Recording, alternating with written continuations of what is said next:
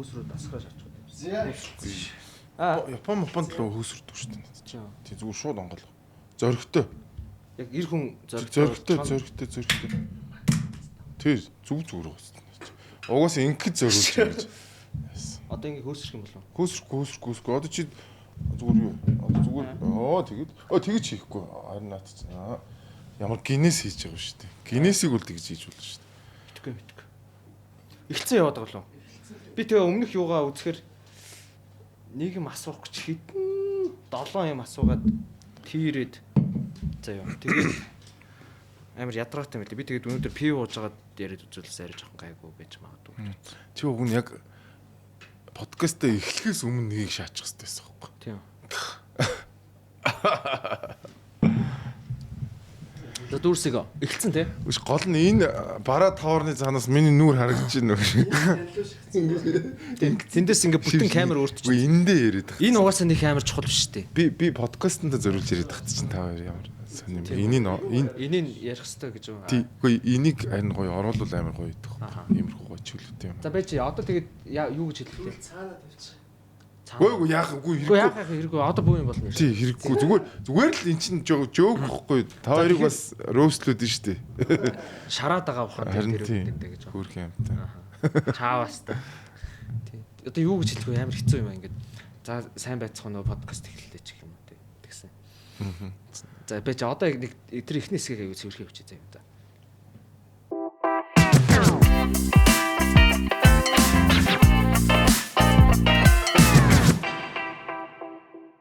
За бүгдээрээ сайн байцгаана Барагшан подкастын тэдвэрчим дугаараа эхэлж байна. За тэгээд спонсоруудаас танилцуулчих. Vitos цэник брэнд хамтарч ажиллаж байна. Уушка цэниглэрээ андуудаа. За тэгээд Manjus араага угаарай. Ац. Яа.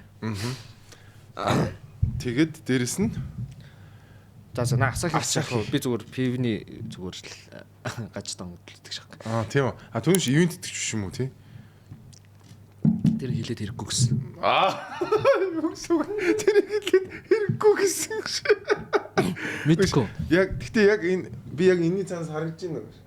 Чинийх юм яг ингэ явах юм сүултээ яг баажи ялчих болоод ингээ нөгөө нэг цагаан сарын нэг баахан юу хэвийн боо баахан юмны ард 90-ад оны лангуунууд үүдэг штэ ингээ яг цаанаас нь ингээ зөгчдөг. Гэхдээ яхтай одоо тэгээд угаасаа авах ингээ нэг их зогсож байдаг штэ. Гэхдээ яхтай одоо ингээ ажил юм чи угаасаа мөнгө төгрөг өгөөд спорт хийчихлээ юм чинь тэгэл одоо ингээл реклам штэ. Эхнээсээ гой замбар. Гэхдээ фак энэ хоёр чинь болол нэг амар хайр хамаагүй хөндлөнгийн авчраа тавьчихсан ч юм биш штэ. Угаасаа баг сүүлийн хагас жил өдөр болгон госолцож байгаа. Гэхдээ яг зүгээр шүү дээ гоё. Тэгээд олон л ивент идэвчтэй болж юу сайн шүү дээ. Уг нь бол чиний юм хүн үзэж гин гэсэн үг.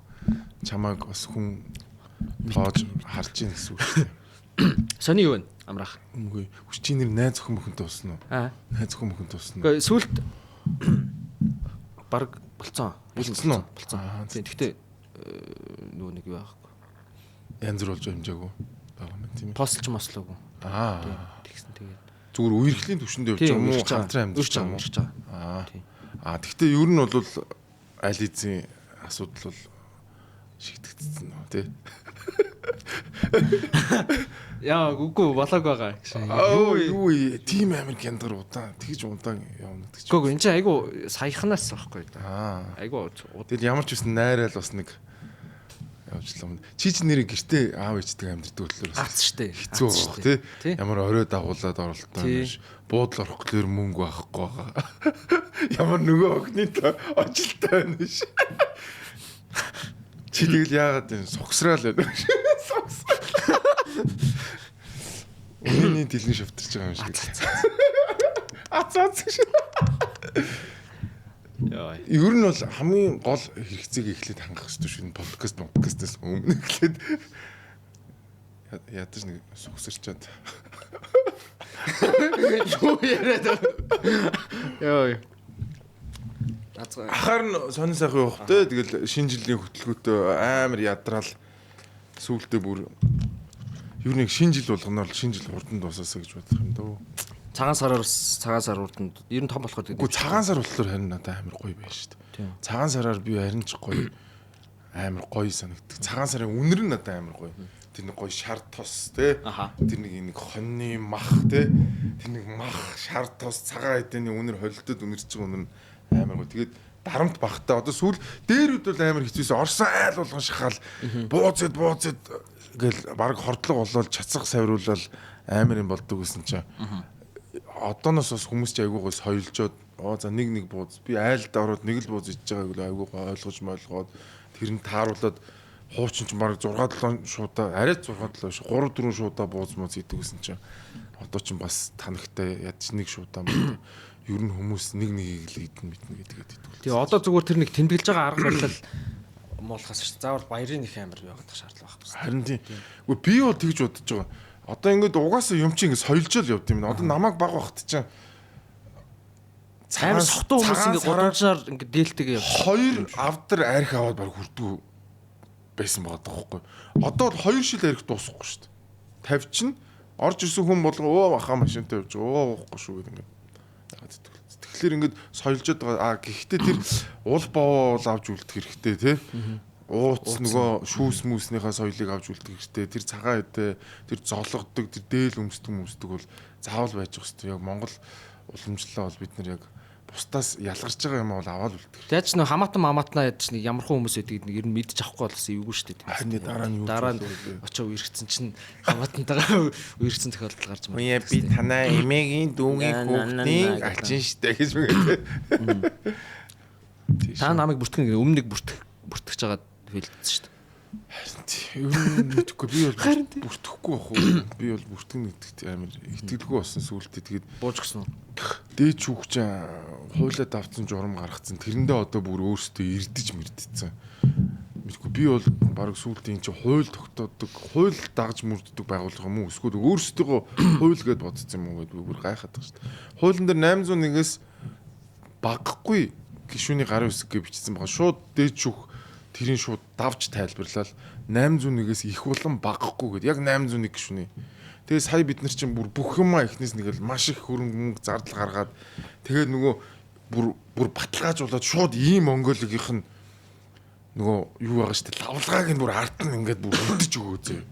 Нөгөө нэг тэр чинь бүр ингээд баарггүй болгоцсон байгаа шүү дээ. Тэгтэл ингээд дахиад буцаж байгаа шүү дээ. Одоо тэр бүртгэд бид нар чинь ерөөс 3 сарын дотор бүртгэж байгаа юм. Тэгэхээр чинь тэр 3 сарын дотор бүртгэхт мэдээж хүмүүс чинь ингээд ганц 2 хүн айл майл нүүн те хаяг маягаа солино штэ. Чинь заавал яг бүгд ингээд яг одоо цаг дээр байж байгаа хэвээр. За тэгээд зарим нэг хүн жоохон үсэг мүсгэн хэв мэвэн жоохон эвгүй мэвгүй янз бүрийн бичгийн хэвтэй хүн биш. Тэгэхээр заавал юм гаргацтай ингээд дээд чүүхийнхэнд ойлгомжтой бичих хэвээр. За тэгээд энэ 3 сарын хугацаанд чи 2 хүн нас орсон байгаа байхгүй. Нөгөө бүртгүүлсэн хүмүүс дундаас чи. Тэнгүүт ч л тэгэл шууд буцаач. Өө хоёр. Уг нь дээд чүүх тэгж хуулийг давж тайлбарлахгүйгээр бид нар 900 хүн өгчөлт хангалттай бүртгүүлж байгаа байхгүй. Манай чи ингээд 1000-аад хүн 1000 гаруй 1100-аад хүн ингээд гар үсгөө зураад ингээд бүртгүүлсэн байдаг. Тэгэхээр заавал ингээд тэгээд 100 нөө хэдэн хүнчлээ хаягийн бүртгэл нь өөрчлөгдсөн байхгүй. Тэг яг хинний гэхэлэр хэлж өгөхгүй тэр. Тэгэд эн чинь уг нь шүү дээ үндсэн хуулиар олгогдсон хүмүүсийн эвлэлт нь нэгт ихэнд дээд чүүх алдчихж байгаа процесс шүү дээ. Уг нь энэ эрхийг хамгаалж явах хэрэгтэй байгууллага шүү дээ. Тэгсэн чинь өөрсдөө хууль гэж бодцсон. Өөрсдөө энэ баг супрем эрхтэй тэ хуулиас давтсан ийм хүмүүс гэж ойлгоцсон. Өөрийгөө баг бурхад гэж бодоод байгаа юм ааш. Тэр өөрсдөө хийх ёстой юм аа. Үндсэн хуулийг хамгаалаад хайрлаад нандинаад явж байгаа ёстой хүмүүс чинь үндсэн хуулийнхаа эсрэг үйл ажиллагаа явуулаад явж байгаад би бол үнэхээр харамсаж байгаа яг үнэ. Амар тэрэтий наа чи ингээд яг за нарийн процессыг ойлгохгүй юм байна. За ер нь бол ингээд 801-ээс дээшээч биш доошооч биш гэсэн яг тэд гэснээр нэг юм сонио одоо нэг баг байхад ингээд 801-ийнх нь нэг л хүн алдаа гаргуул тэгээд дуусч байгаа байхгүй. Нэг юм тоглоом тоглож байхад нэг юм амар тэнэг дөрөм хүүхдүүд зохиогоод нэг юм бала анд өөрсдөө шаагаад ялагдангуудаа нэг өөрсдийнхоо шааж мадаг нэг юм байсан шүү дээ. Яг тэр шиг юм биш үү? Яг тэр шиг бүр яг наадах чи. Ямар азгүй юм бэ биз та. Чи нэг тийм үг сонсч ирсэн бие суллаад тагсуу чангал биш үү лээ. Таашаалаа гэдэг. Яг тэр шиг л. Яг манус яг үнэндээ хүчндүүлж байгаа байхгүй. Яг хууль мөл хамаахгүй. Тэгээ одоо за яг одоо тэр хүчин мөчнгээ юм яриад яг одоо дүүсэр. Одоо хүрээний бозрыг уудлуул далай гэдэг шиг заяа. За яг тэр заваа юмнуудын тухай дараа ярьж болох юм. Гэтэ яг би өнөөдөр болохоор бодохдоо танаа тэр намын чинь үзэл баримтлалын тухай жоохон угаасаа яг нэг юм балан юм байна заяа. За ингээд улс төрд ингээд оролцсон. Сандрах мандах энэ төр гэл тэгдэж штэ тий. Санлаа өг мөг fuck you гэл тий. Тэгээ эсвэл ингээд яг яаж оролцох юм гэхээр бас аягүй сонь. Яг 4 жилд нэг удаа л оролцоод байгаа юм уу? Эсвэл одоо Facebook дээр пост бичиж оролцох юм уу? Их тийм ойлгомжгүй. За тэгээд ийм үзэл санаа гэдэг. Тэр намын чи үзэл санаа бла бла гэл амар олон юм яриад Facebook ойлгомжгүй заяа. Нэг ийм ойлгомжгүй. Либерал биш либертар гэж шагаад тах юм. Ерөөсөө ойлгоо. Тэгэхээр одоо ер нь хизэнээсээ хүмүүс ингээд нэг юм одоо тэрний чинь ардан дандаа нэг изм залхацсан яваад байгаа шүү дээ. Хизээ анхных нь бий болоо тэгээд дараа нь хүмүүс ингээд за наа чи шаахгүй юм байна гэд дараагийнх нь гарч ирээд хоорондоо шаалцдаг. Одоо та чинь бүр ингээд эхлээд сонгодог либерализм гэж ярих хэрэгтэй баха. За. Тэгээ сонгодог либерализм чинь бол яг 1600 оноос ахуулаад тэгэл 1700 онд оргил түрээл. За тэгэл том сонгодог либерализмын төлөөлөгчд одоо Джон Стюарт Мил, Джон Лок, Адам Смит гэл те ингээл явах нь шүү дээ. Наач одоо яг нэг үйлдвэрчжсэн үе ярьж байгаа гэсэн үг. Тий яг одоо нөгөө яг одоо анхны үйлдвэрчлэлтэй анхны хувьсгал гэж ярьдаг шүү дээ. Энэ үеэр чи ингээд яг сонгодог либерализмын үндсэн тавигдаал хаант ёсыг ингээд халаал тий. За тэгэл эн чинь ингээл Америкийн нэгдсэн улсын үндсэн хуулийн дээр ингээл Францын хувьсгал болоо тий ингээл энэ бүх зүйл чинь ингээл зэрэг явал ингээл сонгодог либерализмын үе ингээл явал. За тэгэнгүүт нь 1800 оны дунд үеэс ахуулаад тий Маркс гарч ирэл тий шүүмжлэл нөгөө капитализмын чинь ингээд болохгүй. За ингээл энэ инерц чи явсаар бол 1900 оны ихэнх үеэр бүр хүчээ аваад социализм ерөөсөө дэлхийг бүрхээл тий. Ер нь марг дэлхийн бүх орнууд л ер нь аюул тийм прогрессив тий зүүнний хандлага руу ингээл яваал. За тэгэнгүүт чинь нөгөө либерализм гэдэг үг чинь 1900 оны их үеэс ахуулаад нөгөө сонгодог утгаа алдчих эхэлж байгаа юм. Мэдээж түүхий явцсанд ингээл янз бүр болоод тэгснээ тухайн үеийнхаа нөгөө түүхийнхаа одоо ингээд нөгөө давмгаалж байгаа үзэл бодол чинь тэр үг рүү шингэж орж ирж байгаа юм. Тэгэнгүүт одоо бол илүү зүүнний үзэлтэй хүмүүс өөрсдөө либерал гэж нэрлэдэг. Одоо чинь Америкт очиод Америкийн демократ намынхнаас чи ямар улс төрийн үзэл бодлолтой вэ гэхээр I'm liberal гэж хэлнэ. Би бол либерал. Англид очиод бас ялгаа авахгүй либерал. Австралид либерал гэж хэлэх юм бол чамаг зүүнний үзэлтэй хүн гэж ойлгоно. Нийгмийн халамжийг дэмждэг, өндөр татварыг дэмждэг те.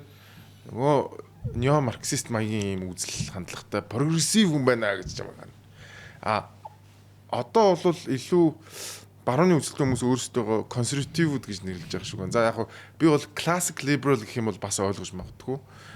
За бас нэг урсгал нь болохоор либертариуд гэдэг 1970 оноос хойш өөрсдөө тэгж нэрлсэн. Энэ бол илүү Америкээс гаралтай ийм үг юм байна. Тэгээд энэ үг нь ингэж явсаар байгаад одоо дэлхийн зарим орнд одоо Аргентин жишээ нь би либертар ерөнхийлөгч эдэргээл гарч ирж шүү дээ.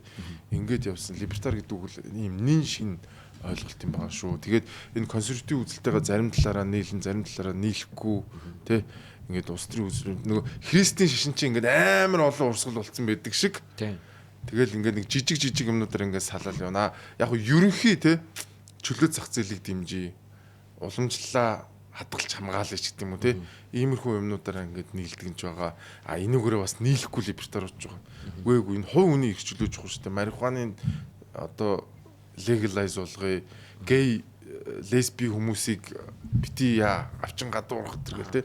Тим либертарчууд байгаа. Либертарууд нь хүртэл дотор хоёр салаад хоёр урсгал яваад жоохон консерватив маягтай нөгөөдөл нь бол жоохон тийм хувийн эрх чөлөөг дээдлсэн маягтай гэдэг ингээд бас салаа явчихж байгаа.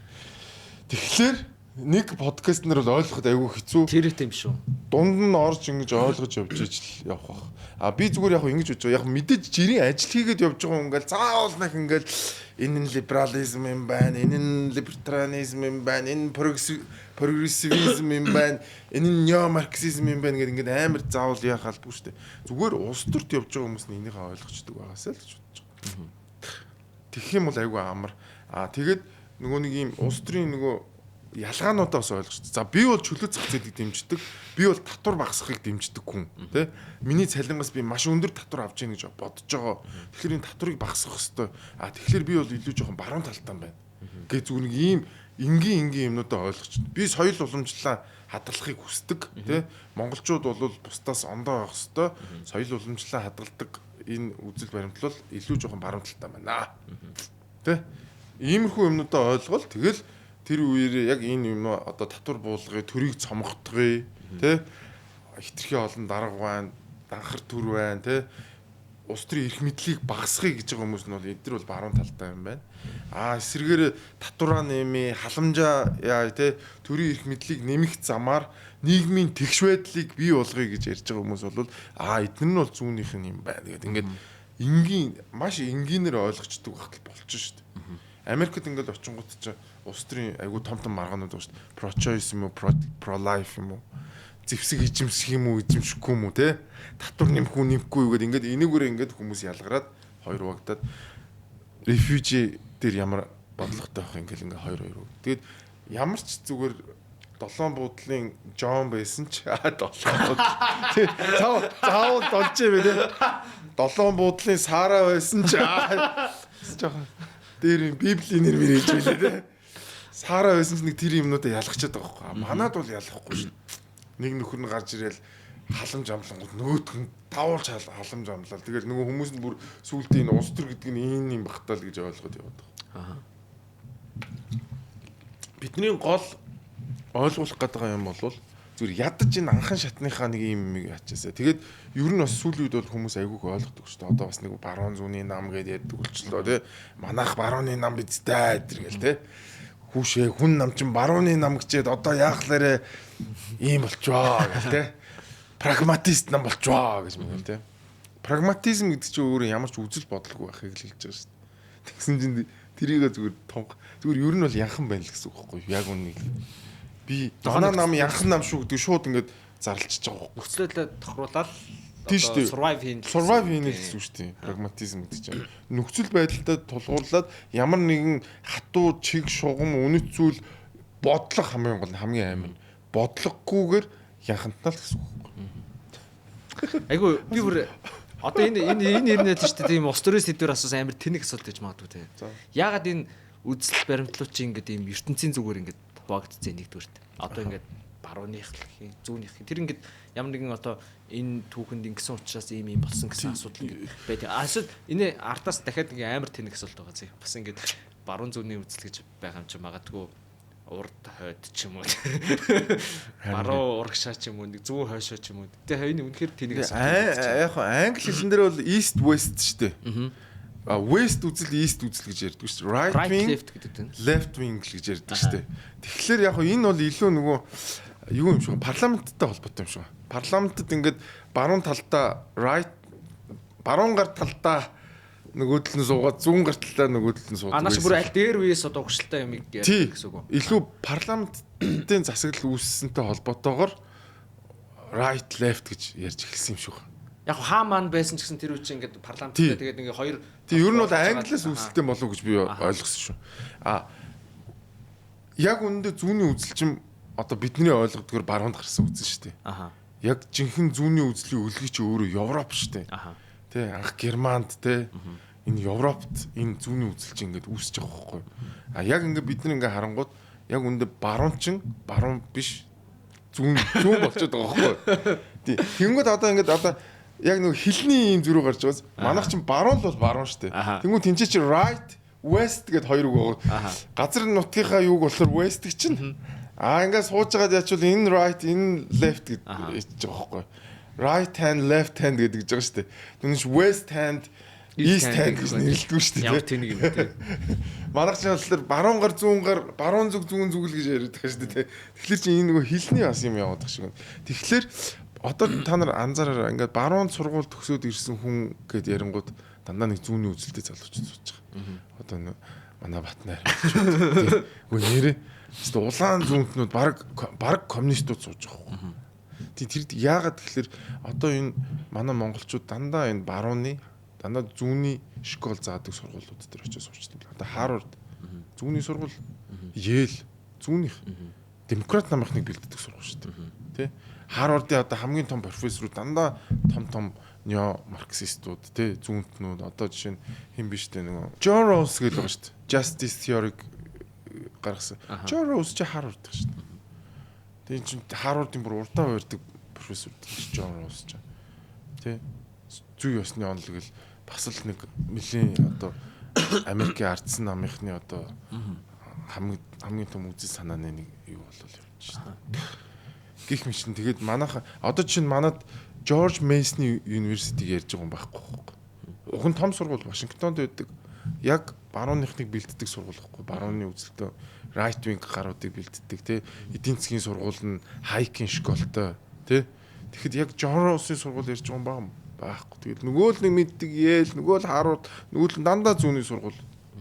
Одоо яг хөө энэ дээр би улс төрийн холбогдлолтой нэг ч ном, эдийн засгийн холбогдлолтой нэг ч ном уншааг учраас одоо саяны ярьсан нэрнүүд чинь зүгээр юм хальт одоо тийм бараг залах баримжаалах төдийл ингээд ойлгож байгаа. Тэгээд яг хөө нэг гайхдаг за хоёр асуудал байна. Энийг яг хөө мэдээж бүтэн подкастэнд ярихад төгтөөж магадгүй л дээ. Гэхдээ яг хөө бас ингээд тэнэг хүнд бас зарим юм ойлгох хэрэгтэй шүү дээ. Тийм үстэй. Тэгэхээр нэгдүгürt яг одоо над баруун зүүнний үзэл гэж яриад байгаа. Байгалийн баруун зүүнтэй ямар ч холбоогүй юм байна. Холбоогүй юм байна. За тэнгуүтээ Мосын зүүнтнүүд гэдэг үг айгүй их харсан. Тэгэхээр энэ хоёр чинь үзэл баримтлалын гол ялгаа нь юундаа байгаа юм бэ? Нэгдүгürt. Тэгээ хоёрдугаарт одоо яагаад ингэж одоо юм бүр амар ингэж юм сонин нэгнийга үзэн ядах хэмжээнд ингэж ирнэ. Очиж би ингэж гайхсан зүгээр нэг амар тэнэг жишээ. 100 ингэж 7 сард билүү нэг тасарч унтчаал тэгэл шатц зэрэл уцаа нээсэн чинь Чарли Кёрк гэд нэг хүн өгчээ гэд. Кёрк гэд тэгэхээр би ягаад ч Кёрк гэл нэг манай баруун Кёрк гэл. Тэгээ мэдхгүй гайхаа би одоо тэр нөхрий чадаа хин гэдгийг ч мэдхгүй шахуу байж байгаа хин гэж атсан өгсөн юм бол та гэж бодоод. Тэгээд байжсэн чи яг одоо манай ингээд эргэн тойрны найзууд заяа. Нэг хэсэг нь ингээд өстой гээгээм энэ төр гэл баг ингээд юм араас нь харуулж залцдаг ингээд улмаа мэдээ өргөжлүүлмэг хуцаа солиор донгосоод тэгээд тэгсэн чинь нөгөө талд нь болохоор өстой ийм гажиг имийг одоо дэмждэг та нар муу өстой муу эргүүн муу новчнууд энэ төр гэл ерөөсө хоёр угтаа шаалтчихж байгаа. Тэгтээ яг миний бодлоор жишээ нь би аль нь одоо миний нийлдэг төрлийн хүмүүс байгаа шүү дээ тийм. Яг тэр жишээ хувийнхаа хувьд бол тэр хүмүүс бүгдээрээ л ийм шудраг бус юмд одоо дургуйч гэдэг юм ингээд хүнийхээ хувьд аягүй сайн хүмүүс байдаг ч гэдэг. Юу гайхаад яагаад ийм хаймар сонин хуваагдаа шагаад байгаа хоцрогдоод байгаа шиг мэдрэмж тэр хоцрогдох гэж байгаа. Би угаасаа тэр нэг илий батаа feeling lost мэдрэмж аваад. Fucking би зүгээр ингээд ном унших хэрэг над боломж гарвал би зүгээр гоё уран зохиолын ном уншаал эморол явчихыг бодно. Ер нь аль болох боломж гарах юм бол зөө fucking улс төрийн ном уншихгүй шүү дээ. Тэр яж хат угаасаа Монгол дээр байгаа номнууд ч бас орчуулга амар хэцүү байлээ. Ер нь бол ингээд ийм юмны эзмийг ингээд байжсэн чинь энэ эстүүд нь ингээд шагаад тэгээд гээд ерөөсөө бүр орчуулгын хувьд одоо ч гэсэн асуудал байгаа. За баруун зүүнний үзлийн хамгийн гол ялгаа нь зүүнний үзэл буюу одоо энэ Марксийн ч гэдэг юм уу те зүүнний үзэлтэнтэй хамгийн гол суур тулгуур нь юу гэхээр тэгшэрхтэр суурилдаг. Тэгшэрхийн үзэл санаа хамгийн гол нь бид нар ер нь аль болох юм бүгдээрээ тэгшгэн те гарааны ч гэдэг юм уу те эсвэл бүр нэлээд радикалууд нь гой бүр бариан ч гэсэн тэгш байх хэрэгтэй гэж үздэг. За тэгвэл яаж тэгшгэн байх юм бэ гэхээр бид нэр төрийг их мэдлжүүлэх замаар л тэгшдэг шүү дээ. Яалтчгүй. Боловсролын те гараагийн нэг юм бол боловсролын оронд тэгшдэг болно. Чинь боловсролыг өгөхийн тулд яах татвар хураах хэрэгтэй. Улсын сургуулиуд барих хэрэгтэй ч гэдэг юм уу те.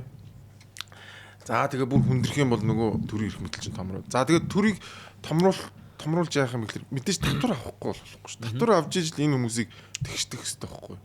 Тэгэхээр татвараа хураагаад тэгээ хураасан татвараа нийгэмдээ одоо ижил тэнцүү тэгш хуваарлах замаар нийгмийн тэгш байдлыг үүсгэнэ гэж үзэж байгаа. Тэгш эрхийн одоо философи төр тулгуурладаг. Барууны үзэлтнүүд нь болохоор илүү хувь хүний эрхчлөөн дээр тулгуурладаг. Үгүй ээ. Тэ аль болох төрийг баг жижигхэн байлга эсэргээр хувь хүн өөрөө хариуцлага өөрөө хүлээгээд алдсан ч онсон ч оноогоо өөрөө хүлээгээд явах хэрэгтэй. Нийгэмдэр тэртээ тэргүй тэгш бус байдал үүснэ. Ягаад гэвэл бид нар царай өөр тэ бидний авиас чадвар өөр бидний тэ юмд хандж байгаа хандлага өөр учраас тэртээ тэргүй энэ нийгмийн тэгш бус байдал үүснэ. Гэхдээ үүсэж байгаа ч гэсэн нийгэм тэр чигээрээ энэ өрсөлдөөн тэ энэ тэгш бус байдлаас болоод энэ нийгэм чинь тэр чигээрээ ингээд хамтдаа дээшлээд явд юм а гэдэг ийм үзэл санаа. Тийм учраас бид нарыг таймаа орхиоч. Биднэрт бити төр оролцооч. Энэ өндөр татвараар яах гэдэг юм бэ? Яагаад намайг бусад хүмүүсээс илүү их авиастай, илүү их ажилсны төлөө илүү их шийтгэн гэдэг байгаа юм бай гэдэг. Ингээд ийм хоёр ер нь гол үндсэн концепцийн хоёр ялгаа нь энэчнээс л үүсчихэж байгаа. Тэгэнгүүт л эн чинь ингээд цаашгаа салбарлаад татварын асуудал болоод нийгмийн халамжийн асуудал болоод улс төрийн асуудал болоод ингээд цаашаа үргэлжлээ явчихдаг байхгүй. Ингээд тэгэл гендрийн тэгшэрхийн асуудал болоод хүүсийн тэгшэрхийн асуудал болоод эмэгтэйчүүд хүүхдүүдийн асуудал болоод нөгөө талд нь болохоор нөгөө чөлөөт зах зээлийн асуудал, татварын асуудал ингээд энэ бүхэн чинь ингээд энэ хоёр үндсэн концепц төр тулсаас болоод хоёр сал явж байгаа. Тэгэхээр маш энгийнээр нэг нь тэгшэрхийн үзэл санаан дээр суулдаг юм, нөгөөх нь эрхчлөөний үзэл санаан дээр тулгуулдаг юм. Энэ хоёрыг л ойлгож байгаа. Маш энгийнээр бусад юмнуудаа ингээд салбарлаад харахад айгүй гоо логик дистаралтай болоо явчихна. Тэгэхээр чи тэгшэрхийг дэмждэг юм уу эсвэл хувь хүний эрхчлөө дэмждэг юм уу гэдгийг л бодох хэрэгтэй. Амар энгийн богцтой хүн. Мэдгүй. Гэхдээ яг бас жоох эргэлзэлтэй юмд гарч лээ л дээ. Одоо ингээд яг тэр нөгөө түрүүний ингээд ярьжсэн үзэл санааны одоо дараал байсан шүү дээ. Эхлээ сонгодог либерализм гэжсэн араас нь Маркс гарч ирээд ингээд ер нь яагаад Маркс гарч ирж байгаа юм бэ гэдэг чинь өөрөө бас нэг шалтгаан чинь. Магадгүй одоо тэр хүмүүс чинь ингээд ярьдаг ч за тухайд үйлдвэрийн эцэд одоо бүх ашигыг авдаг ингээд ажилчдын эрх мэрхтэй ингээд шүлс шиг цалин өгчөөд ингээд одоо амар олон цаг ажиллаулдаг ч гэдэг юм одоо юу гэдэг. Ингээд нүг ингээд яг тэнэгтэж эхэлж байна л да ингээд нэг нуршаад. Тэгтээ яг үгүй яа тийм ээ. Яг яг л нэг л асуудал. Ер нь үнэхээр одоо тэр хүний эрхчлөөнд байсан учраас тэгээд байгаа юм шүү. Харин тэр шулуулаад байсан учраас ингээд Маркс гарч ирээд одоо би яаж хат Марксын ч сайн мэдгүй л. Гэхдээ яг мэдгүй одоо юу гэдэг ажилчдын эрхийг хамгаалдаг гэдэг тийм хүн хэрэв үнэхээр ингээд анханасаа тэр одоо сонгодог либерализм буюу тэр үзэл чинь хэрэв ингээд окей хувийн эрхчлөө үнэхээр тийм сайхан зүйл байсан юм бол ингээд жишээ нь ягаад Маркс шиг хүн гарч ирэх вэ? Ягаад Маркс шиг хүний үзэл бодлыг тэгж нийтээр одоо дэлхийн нийтээрээ тэгж уухайлж төрж дэмжих вэ шалтгаан. За эхлээд нэг зүйл одоо нэг гол нь ингээд мэдэхгүй байгаа учраас та ингээд тэрийг хүн зориулаад би чамд амар гоё тайлбарлаж байна. Эхлээд яг за яг хүн төрөлхтөө ингээд хадан дээр суг зурдаг усноос хойш нэг 20-30 мянган жил явсан байгаа хгүй. Марксийн үе хүртэл те 1800 он хүртэл. За энэ аж үйлдвэрийн нэгдүгээр хувьсгал хүртэл хүмүүс miserable амьдралтай байсан. Үнэхээр miserable. Үнэхээр зовлон шаналлаар дүүрэн амьдрал байсан. Хүмүүсийн толгой ерөөсөө өсдөггүй байсан. Тэр хүүхэд дөнгөж төрөөд өөх магадлал нь амар өндөр. За хүний дундаж наслалт ойролцоогоор өсрөл 30-31. Та нар Ромео Жюльеттийг мэдэн штэ. 13 дөрөвтэй хоёр хүүхдэл авчаал ингээл. Яагаад тэгж эрт? Одоо ингээд одооны хүмүүс харахад гайхаж юу вэ надад ч одоо ийм жоох хүүхдүүд чинь юу секси амьдрал юу болгоо явж байгаа би биенийхээ төлөө. А тэр үед чинь хүний наслалт тийм богино байсан байхгүй. Саяхны хүртэл Монгол улсын дундаж наслалт 35 жилийн байсан шүү дээ. 21 оноос өмнө богино. Ер нь зөвхөн монголч биш. Дэлхийн нийтээр тийм байсан. А аж үйлдвэрийн хувьсгал гарсны дараа юу болсон бэ гэсэн чинь нөгөө үйлдвэрлэлт явагдаад хүмүүсийн нөгөө нэг хоол хүнс, хувцс хунар, бараа материалын тоош өргөн бүр геометри прогрессор өссөн. А үнэхээр нөгөө хүмүүс сайхан амьдралтай байхад нь аж үйлдвэрийн хувьсгал болоод муухай болгоцсон бол яагаад тэр тариалангийн талбай дээр ажиллаж исэн хүмүүс чинь хэдэн саяараа хотууд руу нүүж ирээд үйлдвэрт ажилласан юм бэ? Үнэхээр л тэгж шулаад байсан юм бол үнэхээр л муухай байсан бол яагаад хүмүүс хэдэн 10 саяараа үйлдвэрт ажиллах гээд ирсэн юм бэ? Тэгэхээр ингээд боддоо тариалангийн талбай дээр ажилласан хамаагүй хүнд хэцүү байсан байгаа. А тэрийн аж үйлдвэрийн нэгдүгээр хувьсгал яс хөнгөвчилж өгсөн хүмүүсийг хоол ундтай болгосон нөгөө төрөөд одоо нөгөө шууд энддэг хүүхдүүд чинь тоо чин бүр ингээд хитэн 10 дахин сайжирч байгаа байхгүй. Хүмүүсийн амьдрал сайжирсан нөгөө хүмүүс чинь тогтмол цалин авдаг гэсэн хуучин баг боол шиг ажилладаг гэсэн тариан талбай дээр. Нэг газрын эзэнтэй. Тий газрын эзэнтэй тэр нь ингээд бүх юмыг авдаг ингээд тэгэд тэрийг ерөөсөө хүмүүс ерөөсөө олж харддаг. Яагаад үнэхээр тийм жаргалтай байсан юм бол тэр үйлдвэрт очиж ажилласан. Тэгвэл болжихгүй байсан. А тэгэнгүүт энэ ч нэг юм асуудал. Мэдээж тэр өндөр хэмжээний үйлдвэрлэл явагдсан. Тинчээ маш том хэмжээний зах зээл үүссэн. Тэгэнгүүт мэдээж хин нэг нь илүү баяж штэ. А энэ нь харин бусдад таалагддаг. Хин нэг нь нөгөө өмнө байсан бүр ноёдуудаас ч илүү, нөгөө ландлордуудаас ч илүү их баяжаад гэсэн. Энэ юу болгосон бэ гэхээр зүгээр жирийн нэг хүн хэрвээ чи толгоогоо ажилуулад бусдаас илүү хөдөлмөрлж чадах юм бол чи баяжиж болдгийм байна гэдгийг аж үйлдвэрийн нэгдүгээр хувьсгал хүмүүст ойлгуулсан. А гэтэл тэрэнд хин дургүй байсан бэ гэхээр нөгөө хуучин лендлордууд, нөгөө хуучин аристократууд, лордууд тий энэ хүмүүс дургуутчих гэсэн. Яагаад тий би бүр хитэн 10 үеэрээ ингээд энэ газрыг эзэмшээд өнөөдөр би ингэж амьдарч байгаад энэ нөхөр 10 жил 15 жил ингээд ажиллаулчаад бүр тэр бомбон болцсон амар болчихлоо шүү дээ. Энэ байж болохгүй. За ингээд энэний эсрэг том хөдөлгөөн гарч ирсэн. Энэ өөрөө социализмаар илэрч гарч ирсэн. А түүнээс биш яг ингээд бодит амьдралаа харах юм бол 20 мянган жилийн турш miserable амьдарч исэн хүмүүс ерөөсөө 20 30 40 нэг 100 жилийн дотор хүмүүсийн амьдралын чанар нь бүр ингээд эрс өөрчлөгдсөн. Тэр график нь бол угаасаа ингээд ингэж шууд ингэж шаашдаг. Харин тэгээд тэр хүмүүсийн тоомоо тэр хүнс хоол хүнсний тэр чанар манар тэр юун тэр нөгөө тариалангийн талбай дээр ажиллаж ирсэн тэр хүмүүсээс чи хамаагүй 1900 оны ихүү үед ихэд дундаж амьдралтай хүмүүс тэгээд ингээд ингэж байгаа. Аж үйлдвэрийн хувьсгал явж байгаад нэг 200 жилийн дараа нөгөө ажил олгогч ажилтаа хоёр ч амжиргааны үед тэнцээд ирж байгаа юм. Яг ажиллагаа машин ундаг, Ford ундаг хүмүүс. Яг адилхан хаусанд амьдардаг болоод эхэлж байгаа. Яг адилхан сэрээ халбах сэрээгээр хоол иддэг болсон. Зүгээр нэг нь мөнгөтэй нөгөөх нь арай бага мөнгөтэй. Тэгтээ хоёулангийн амжиргааны түвшин маш ойролцоо болсон. А хуучин болвол тарилангийн талбай дээр үүдэг хүмүүс марг хоолтой хоолгүй. А нөгөө дарга нь нөгөө лендлорд ч юм бол гоё том байшин амьдардаг байлаа шүү дээ. А гэтэл 20 дугаар зууны их үед энэ хоёр ч ингэ тэнцээд. Тэгэнгүүт марксизм засвар хийх хэрэгтэй болсон. За энийг засвар дахиад шин дарлагдагч ангаргаж. Ерөөсөө марксизмын айгүй том нэг онолгоо шүү дээ. Ангийн тэмцлийн онол гэдэг. Дарлагдагч анги гэж байгаа юм байна. Дарлагч анги нь үйлдвэр эзэд юм байна. Дарлагдагч анги нь хөдөлмөрчин буюу ажилч анги юм байна гэдэг. Тэгсэн чинь энэ хоёр чинь тухайн үед ийм байж байгаад 20 дугаар зууны их үед чинь ингээд амжиргааны хувьд тэнцээд эрүүл мэндийн үйлчилгээ, боловсрол гэдэг ингээд бүх юм ингээд ойролцоолоод эхэлж байгаа байхгүй. Тэнгүүд шин дарлагч ангиудыг гаргаж ирж байгаа. За хүсийн цонх, бэлгийн цонх. За дээрэс нь бүр амьгүй бүр байгаль орчин хүртэл орж ирж байгаа. Гих мэтчлийн ийм юмнууд гаргаж ирэнгүүт дахиад нөгөө тэгш ирэхийнхээ онолыг тэгшдэх хэвээр. Тэгшгэн байх хэвээр. Ингээм бол дахиад нөгөө нэг төрийн оролцоог оруулж ирэх хэвээр, татварыг өндөр болгох хэвээр, баячуудаас улам их татварлаад энэ нийгэмд хохирогч болж байгаа энэ ангийнханд туслах хэвээр. Эднийг татаас өгөх хэвээр, эднэрт квот өгөх хэвээр ингээл арьсны цонх тий. Ийм юм болсон байт юм а. Тэгэхээр ингээд яг ингээд бодоод үзэнгүүт шал өөр босд тий. Толгой өвдсөн шээ. Чи бараг лекцэн суучлаа шүү дээ мэдээ. Чиний 25 жил ойлгоогүйс юм ах нь 2хан байвтан.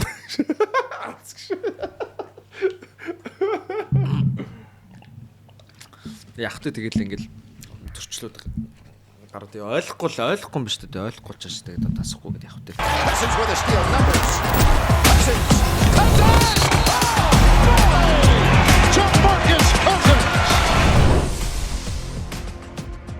Тэгээд би сайн нэг асуулт бодчихсон юм аа. Тэгш ирэх гэдэг асуулт яриад байна. Одоо би болохоор ингэж ойлгодог байхгүй юу? Ингээд яг хүмүүс ингээд хуулийн доор амьдарч байгаа гэж ойлгодог. За ингээд би одоо гэмт хэрэг хийнэ үү? Амраа гэмт хэрэг хийнэ үү? Адилхан гэмт хэрэг хийлээ. Тэгээд одоо шийтгэл нь адилхан ч гэдэг юм уу те. Тэгээд энэ хууль нь тэгш байх хэрэгтэй байна гэж ойлгодог. Жишээ нь тэр чинь бол тэгш ирэх юм биш үү? Яг барууны үзэлтэй хүмүүс ганцхан зүйлийг хүлэмжшүүрнэ. Бид нар тоглоомын дүрмэнд бүгд тэгш. Тоглоомын дүрм бүхэнд тэгшүүлчлэх хэрэгтэй. Бусдаар бид нар тэгш байх ямар ч боломжгүй л гэж бодчих. Гэтэл зүүнний үзэлтүүд болохоор үгүй хөрөнгө мөнгөний хувьд тэгшдэг нэ, боловсролын хувьд тэгшдэг нэ, гендрийн хувьд тэгшдэг нэ, тэ? Арьсны хувьд тэгшдэг нэ гэдэг ингээд ийм яриад явчих. Бид нар бол үгүй наад ч ямар ч бид нар зүгээр хууль шүүхийн өмнө тэгш байх хэрэгтэй. Энэ хууль баян байна уу, гомо байна уу, хар арьстан байна уу, тэ? Хүүхэд байна уу, том хүн байна уу, хөгшин байна уу, эрдэмтэн байна уу, улсын хурлын гишүүн байна уу, хамаагүй бүгдийг тэгшүүлчих хэрэгтэй. Энийг rule of law гэж яриад байгаа. Бид нар rule of law гэдэг байхгүй. Барууны үзэлтэй хүмүүс. Бусдаар энэ гарааны тэгш байдал те. Одоо ингээд сүүлийн тавгүй хэрдэг болчихлоо шүү дээ. Нийгмийн одоо юу шудраг ёс гэж айгүй хэр. Нийгмийн шудраг ёс гэдэг үгний цаана юу аа вэ гэхээр дахиад нөгөө тэгшдэх ойлголт явчихж байгаа. Нийгмийн шудраг ёс те. Тэрийг юу гэж ойлгож байна гэхээр баячуудаас нь илүү их татварлаад ядуучуудад нь илүү их татаас өгөх тухайга нийгмийн шударга ус гэж болгодог. Дэлхийд даяараа гэж болгодог. Social justice гэдэг чинь ерөөсөө зүүнтнүүдийн хамгийн тэрийг тэгээд хүмүүс хамгийн их ярьдаг мөрчлөө тэрийг ерөөсөө ухаж үздэг. Тийм ойлголт байна. Тэгэхээр ганцхан тэгш үйлчлдэг юм байх хэвээр. Тэр нь хууль өөр тэгшин байх ёсгүй. Хэрвээ тийм юм байх юм бол энэ чинь ямар нэгэн байдлаар хүчирхийллийн монопол, тэг хүчирхийллийн албадлагын үйл ажиллагаа орж ирнэ. Янз бүрийн нөгөө төрийн эрх мэдэл чинь том нь өөр юу ч болохгүй. Тэгэхээр энийг rule of law гэж нэрлэдэг. Сони тэгээд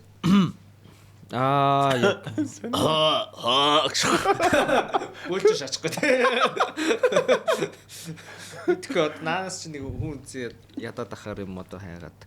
Гэхдээ яг нэг ойлгомжгүй юм байна. Одоо ингээд тэр ингээд хуваагдаад ингээд гусалцаад байгаа штэ та хэд ч одоо ингээд баруун зүнээрээ хуваагдаад те. Тэгээд сони ойлгомжгүй жишээ нь одоо би зүгээр заримдаа иймэрхүү юм төсөөлдөг байхгүй ингээд яг энэ ч бол нь одоо нэг улсад ингээд амьдарч байгаа улсууд ингээд одоо ялангуяа яг ингээд жишээ нь миний хэрэгэн тойрон ингээд гусалцж байгаа хүмүүс ингээд харна штэ тий. Аль аль нь ямар ч нэг тийм эрх мэдэлтэй ч юм уу одоо нэг тийм хүмүүс биш байгаа штэ. Зүгээр л натайгаа таарсан адилхан гойлгочгод байгаа зэ. За тэгсэл ингээд нэг юм сонин Чарли Кёрк Мөркэс болоод одоо гусалц хоорондоо шалцаад ч гэдэг юм уу тий. За яг найрх уужсэн дээ. Хамар мамрын мөрилгдэг ч юм.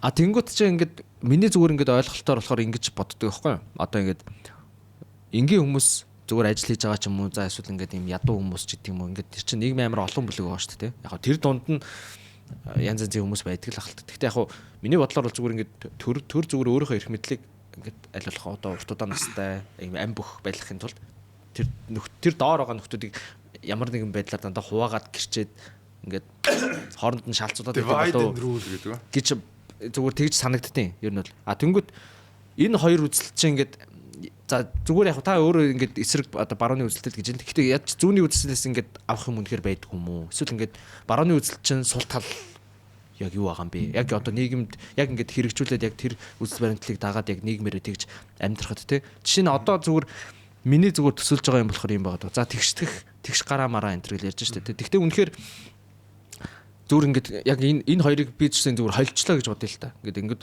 жишээ нь за fucking хүүхд заяа. Хүүхд ингээд за том болох ингээд чинь ямар ч айлт байж болно те. Тэнгүүд fuck you чи ингээд ядуу айлт төрсөн бол хогч нь биз там ингээд хайчих нь одоо хайшаа чимдээ гэж санагдаад байгаа байхгүй.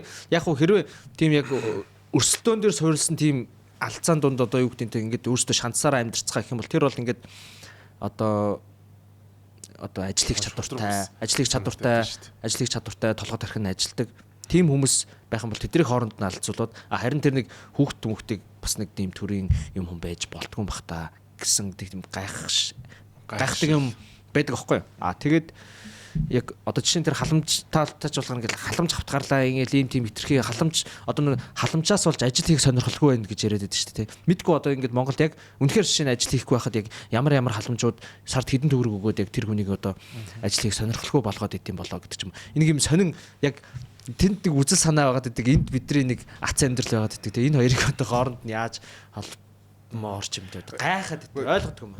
Яг ингээд энэ үзэл санаа гэдэг чинь логик дистаралтай системчлэгдсэн мэдлэг واخгүй. Хэрвээ чи үнэхээр энэ системчлэгдсэн мэдлэгийг ойлгож байгаа юм бол өөр логикով зөрчилтэй юмыг хүлээмжшүүлнэ гэдэг чинь өөрөө асуудалтай биз дээ. Их чөлөөтэй байх хэвээр төр жижигхэн байх хэвээр эрхчлөлтөй байхын тулд би нөгөө эрх мэдлийг багасгах хэвээр. Гэхдээ тэгштгэхийн тулд би төрийг томруулчих гэдэг нөгөө чи яг ингээд логик зөрчилтэй хоёр юм зэрэг итгэнэ гэдэг чинь нэг бол чи нэлээд тэнэг хүн байх хэрэгтэй эсвэл чи логикийн талаар ямар ч ойлголтгүй юм байна гэсэн үг. Чиний тархич ингээд яг хогийн сав шиг байна гэсэн үг байхгүй юу? Аль алын хүлэмжшүүлдэг. Яг одоо хүн нам шиг болчихлоо. Чи сэтгэлгээний хувьд янхан байна л гэсэн үг заяа яг үнэ. Тий чи тийм юм янхан сэтгэлгээтэй л байна гэсэн үг. Чи ингээд төрийг томруулахыг ч дэмждэг, тэгснээр төрийг жижигруулахыг ч дэмждэг. Миний болохоор тэгж бодоод яг зүгээр чамайг хэлээд байгаа юм шиг яг тэгж сэтгэж байгаа үнийг хэлээд байгаа шүү. Энд чинь боломжгүй үстэй нэг хүн дотор хоёр ийм төр томрох хэвээр тэгтээ бас жижигрэх хэвээр гэж бодож байна. Яг томорж байгаа шалтгаан миний бодлоор зүгээр ингээд нэг амар халамжиндаа биш юм. Яг халамжийн нэрээр томронгуудаа ард нь бахад цавчдаг хүмүүс л гэж ойлгоод байгаа байхгүй юу? Ерөөсөө яг үнэндээ төр энийг патерналист төр гэж ярьдаг байхгүй. Төр яг үүндээ ингээд халамж ярьж гарч ирж байгаа ч гэсэн яг үүндээ цаана яг жинхэнэ зорилго нь халамж юусэн байдаг. Яг жинхэнэ зорилго нь дандаа эрх мэдлэл байдаг. Халамж өгч ийн гэдэг чинь эрх мэдлэл томруулж байгаа. Чамаас хариуцлага чинь булаагаад аваад байгаа байхгүй. Хариуцлага гэдэг юу юм бэ? Эн чинь өөрөө цаана эрх мэдлэл байдаг байхгүй. Чиний сонголт хийх тэр бүх боломжуудыг өөртөө ингээд булааж авч байгаа гэсэн. Одоо тэгээд чиний бүх сонголтуудыг булаагаад авцсан төр яах вэ гэхээр нэг өдөр чамайг гарч ирээд алгадахад бэлэн байдаг. Яг л би чиний өмнөөс бүх юм чи хийж байна. Чиний хүүхдийг тижээж байна. Тэ? Би чиний амьдралыг чи авч явж байна. Би танаа бүр нойлч чи хүртэл ухаж өгч байна. Би танаа байшинг дулаалж байна. Би чиний газын 100 чи хүртэл тавьж өгч шүү дээ. Чи тэгээ өөр надаас юу хүсэж байгаа юм бэ? Алаа шүү би чам алгадаад авахд бэлэн байхгүй. Чи яг өөрийнхөө төлөө юу хийсэн? Би чиний төлөө амьдарч байна. Тэгж яагаад чи яагаад намайг шүмжилж байгаа юм бэ гэж ороод ирж байна. Ерөөсөө л энэ байхгүй. Яг үнэндээ цавын цааталтаа нэг чамайг жаргах гэдэг байгаа биш байхгүй. Чамайг өөрийнхөө эзэмшилт байл. Чамайг боолчлох гэж байгаа байхгүй. Боол хүн боол биш хүн хоёр юугаар ялгаатай. Боол хүн болвол өдөр болгон эзэндээ найдаж амьдэрдэг. Яг тэгвэл бүх юмын тэр эзэн хийж байгаа. Жорлонгийн нухаж өгж байгаа. Газын 100-ын тавьж өгж байгаа. Утаагийн бууруулж өгж байгаа тэр эзэн. Бүр гудамжных нь хогийн цэвэрлж өгж байгаа. Замын тавьж өгж байгаа. Бүх юмын тэр эзэн хийж өгж байгаа. Хүүхдэд нь мөнгө өгж байгаа. Хүүхдийн нь өдрийн цайгийг хүртэл өгж байгаа. Эрхчлөөтэй хүн яадаг гэхээр эзнээс бусад бүх зүйл санаа зов. Хүүхдэд өдрийн цайнд юу өгөх вэ? Гудамжныхаа гэрлийг яаж суу? Энэ утааг яаж шийдэх вэ?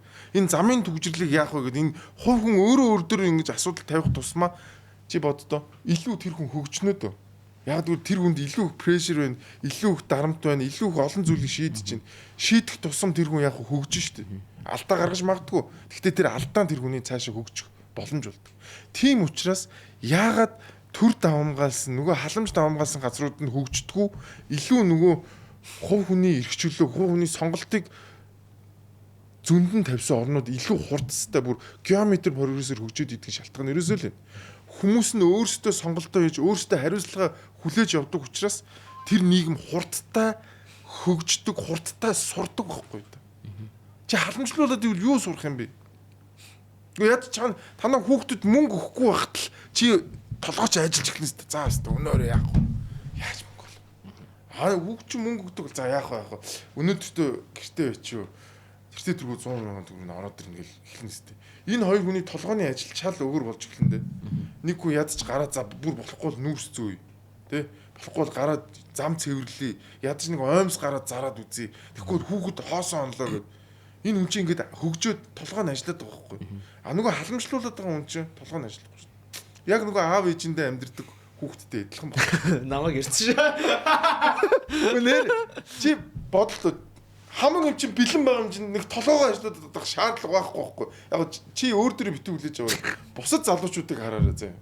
Тэр хүн ингээд өөрийгөө чамд өсөглөн хонох ч юм уу хувцсгүй болох тэр айдас байхгүй учраас чи нөгөө нэг хүүхдээс илүү бага толгойгоо ажиллуулна. Тэгэхээр чи илүү бага юм сурна гэсэн үг.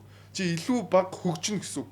Тэгэхээр чи 10 жилийн дараа 10 жил аав ээжтэйгээ амьдрсан хүүхэд 10 жил өөрөө өөрийгөө болгоод явсан хүүхэд хоёр 10 жилийн дараа хэн илүү чадвартай болох вэ зүгээр тэгээ боддоо. Яг улс орон яг энтэй адилхан. 10 жил халамжлуулсан улс орон 10 жил өөрөө өөрийгөө аваа явцсан орон хоёрын хөгжил нь ийм болчдөг байхгүй. Ерөөсөө л энэ ийм учраас л ингээл болчоочтойгоо орлоод байгаа. Яг халамжлуулах бол хүн болгонд аюулгүй амархан. Залхуураад хөвдөг чинь хамгийн гоё сонголт шүү дээ. Бараг 10 хүний 9-ийнх нь хийх сонголт байхгүй юу?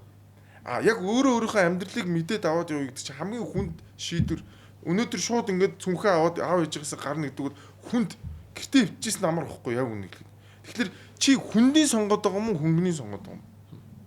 Хөнгөний сонгосоор гоод бид нар өнөөдөр яг ийм байдалтай амьдарч байна. 30 жил өнгөрч би яг 25 настай байхдаа татвараа буулгаач гэдэг ингээд пост оруулж ирсэн бэл. Одоо би өнөөдөр 41 настай. 10 хэдэн жил ингээд тайм цаг хугацаа ингээд waste хийсэн байхгүй. Хүний амьдрал богинохон шүү дээ. Энийг л би яриад байгаа шүү дээ. Гэхдээ энэ залуучуудад өөрсдөө сонголтоо хийгээд өөрөөсөө хөгжих боломжийг олгоч битгий урдуур нь орж тэр хүүхд мөхтийн халамжлал тэр хоёр хүн секстэд ер нь би ер нь ямар буруутай тийм үсттэй. Тэр хоёр хүн секстэд хүүхдтэй усны төлөө яагаад хүүхдгүй надаас татвар аваад. Тэр хоёр хүний асуудал биш юм уу? Хүүхдийн мөнгө зөнгө чинь тий. Тэр хүн хүүхдээ сургуульд явуулаад өдрийн цайгаа бэлдэж өгөөгүй төлөө би ямар буруутай юм бэ? Тэр мөнгө гаргаж өгөөд байгаа юм биш шүү дээ. Надаас авч өгөөд байгаа байхгүй юу? Нөгөө нэг өдөр шөнөгүй ажиллаад шар махтагаа хатаад байгаа хүмүүсээс ч л татвар болгож аваад тэр нэг нөхөртөл тэр нөхрийн сонголтыг хийснийхэн төлөө тэр нөхөрт мөнгө өгөөд байгаа. Энд чи айгүй энгийн байгаа ч дээ өмнө. Яг хоёр нь бол ингээд тэгтээ одоо fucking ийм загнуулсан шээс. Fucking яг миний асуусан асуултанд гэхдээ би яг асуусан асуултанд яг хариулт авч чадсангүй заяа. За нэгдүгээрт Монголд яг одоо ямар яг татварууд биш ээ халамжууд одоо үнэхээр ингээд ажил хийхгүй байсан ч одоо хүнийг амьдруулж байгаа. Яг нэг асуултаар нэ үү. За эхнийх нь. За би Монголд хоёр янзын том халамж байдаг зөө. Нэг нь харагддаггүй, нэг нь харагддаг. За эхнийх нь шууд мөнгөнд дэмжлэг болж байгаа халамж. Чи боддоо хүүхэд болгонд сар болгон 100 мянга. 3 хүүхэдтэй айл сар болгон 300 мянга төгрөг авч байгаа. Дээрээс нь одоо энэ бол бүр хавтгаарсан зав. Хоолны толон. Одоо зүгээр ингээ гаднаа брус машинтай 2 давхар хаустай хүн зүгээр хэсгийн ахлагчтай ч юм уу хороо хорондоо хэлээл тэгэл хоолнол авдаг. Хэдэн 100 мянган хүн байна. 3 билүү 400 мянган хүн авчихна. Энд ч одоо юу гэсэн үг энэ ч баг ихэнх нь авч ийн гэсэн үг байхгүй. Хоолны толон авч штэ. Дээрээс нь амар олон үдийн цай хөтөлбөр юу ч гэлээ. За дээрээс нь дахиад нөгөө хороо хорнуудаас явдаг зөндөө олон хөтөлбөрүүд байгаа. Энэ болгоомж чаа халамж штэ. Энэ болгоо халамж. За дээрээс нь бидний харагддаггүй халамжууд юу вэ? Жил болгон нийслэлийн автобусанд бид нар хэдэн тэрбум төгрөг татаас өгч байна. 2-300 тэрбум төгрөг штэ. Зөвхөн автобусанд бидний хямдхан явуулгын төлөө. Энд чи халамж. Зөвхөн биднийг үү штэ те. Хямдхан цахилгаан дулаанаар хангахын тулд дахиад хэдэн 100 тэрбум их найт төгрөг. Энэ юуны халамж штэ. Ус ялгаа байхгүй. Халамж болцсон. Дулаан өнөөдөр бид нар дулаан сууж байна. Бас ялгаагүй. Бид нар жил болгон хэдэн 100 тэрбумын татаас өгжиж энэ хямдхан дулааныг авч байна. Чи боддоо чиний эргэн тойронд байгаа юмны чинь бараг 60% нь халамж. Цахилгаан ч халамж. Яг тэгвэл зах зээлийн үнээр ирдэггүй. Бензин ч халамж. Зах зээлийн үн бас байхгүй. Бодлоо. Тийм учраас бүгдээр дээрэс нь дулаан ч халамж, ус. Чиний энэ ууж ус хүртэл халамжаар ирж байгаа шүү дээ. 2000 төгрөгөөр үйлдвэрлээд 30 төгрөгөөр зардаг гэж шүү дээ. Тэгээ үлдсэн 1700 төгрөг нь халамж. Дахиад бүр бидний нүдэнд харагддаг амар том халамж байна. Энэ том сангууд бүгд халамж. Тариалал эрхлэгчдэг дэмжигсэн. Нөгөө нэг ипотекийн зэрэг бүгд халамж. Ерөөсө бүр битүү. Гэхдээ энийг бид нэр харахгүй мөртлөө бид нэр халамжлуулдаг шүү дээ гэсэн үг. Чиний эргэн тойронд чиний баг баагаад суухад хүртэл чамд халамж өгч байгаа байхгүй. Чи ингэж баачаад усаа татхад хүртэл чам тэр татж байгаа ус болгоноос чи халамж авч байгаа. Энийг хэн ч харддаг байхгүй. Тэгээ Монгол бас халамжийн ус болсон. Халамжлуулж байгаа салбар болгон юутай хомсдол үүссэн байна. Салбар болгон дампуурсан. Тэгээд энэ халамжийн патерналист энэ системээс ч юм болоод бид нар өнөөдөр ингэж амьдарч. Бид нар энийг харахгүй хаста болохгүй байна гэдэг. Яг үндэ чамд өөрт чи асуудал байгаа байхгүй. Чи алхам тутамдаа халамж авч шүү дээ. Хамгийн амар нь. Одоо энэ нүүрс өгөөд нүүрс халамж. Чи бодлоо. Сая хэдэн 100 мянган төгрөгөөр нэг тооныг авчаад хүмүүс тарахтаа 200 мянгаар. Үлдсэн тэр 700 мянган төгрөгийн тоон тутмыг мөнгө хэн төлж байгаа? Халамж. Нөгөө нэг хитгэн ясаа сайдл ажиллаж байгаа хідэн татвар төлөгчдийг бол цөлмж байгаа шүү дээ. Энэ нэг хідэн залхуу нөхдүүдийг ингээд хямдхан амьдруулахын тулд тэр олон хүмүүсийг ингэж халамжилж байгаа байхгүй. Тэгэхээр бид нар ерөөсөө битүү халамжинд дунд л амьдарч байгаа. Автобусанд суугатаач халамжлуулж гин, баачаад усаа татахтаач халамжлуулж гин, усанд орохдоо халамжлуулж гин, ерөөсөө ус уухтаа халамжлуулж гин, оройны хоол хийхдээ халамжлуулж гин. Хэрвээ бид нар энэ халамжууд байхгүйсэн бол зах зээлийн жамаараа амьдарч исэн бол бид нар илүү өөрсдөө хичээж амьдрах байсан. Уг нь бол бид нар тэр өндөр төлбөртэй юмнуудыг төлөхийн тулд бүх хүн ажил хийж амьдрах хэрэгтэй байсан. Даанч өнөөдөр тийм биш. Чи ингээд бүх юм хямдхан учраас чи зүгээр сууж байгаад манай нэг сайн Америкээс нэг ах хүү ирээд 20 жил Америкт ажилласан. Тэгээд бүр гайхаад гэж Америкт 7 хоногч ажиллахгүй амьдарч болдгоо шүү дээ. 7 хоногт л тэгэл ерөөсөн бөөм биелнүүд ирээд ирсэн гэр өстэй толгойн арзгалцдаг халуунтай байсан ч гэсэн ах нь гараад ажиллаа хийдэг гэсэн. Тэгсэн чинь би Монголд ирээд амраа. Айгуу сони юм аа. Ах нь яг нэг үхэр аваад тэгээ нэг хэдэн килограмм төмс тэгээ нэг шуудаа хуралд яг 1 жил болчихлоо шүү дээ. Ах нь ажиллахгүй яг жил болчихлоо. Яагаад гэвэл Монгол бүх юм нь халамж болсон учраас. Хэрвээ чи ажил хийхгүй л болвол амьдрч болтгүй тэр нийгэм биш үхгүй манай нэг. Чи ажил хийхгүй 2-3 жил яваад иж болно. Яг л бүх юм хямдхан үнгүү. Тийм гоц. Хамгийн том лалрын халамж шүү дээ. Энэ сангууч шүү. Төртөө хамтарч бизнес хийж байгаа хүмүүсийн халамж бүр бидний авч байгаа халамжаас бүр хит их өндөр. Тэр жижиг дунд үйлдвэрлэлийг дэмжих санчаа амар том халамж шүү дээ. Тэр тариалан эрхлэлийг дэмжих санчаа амар том халамж. Тэгэд тэр хүмүүс л илүү их мэдлэлтэй хүмүүстэй холбоотой учраас хэдэн 10 тэрбум маань халамж авч байгаа. Гэхдээ зөвхөн нэг хүн шүү дээ. Нэгэн компани тийм их хэмжээний халамж авч байгаа. Зүгээр л газар тариалан эрхэлдэг. Эсвэл зүгээр л даргаыг таньдаг жидүү учраас. Эсвэл зүгээр л нэг юм юу учраас те. Эн чинь бүр хамгийн муухай хорлонтой халамж юм.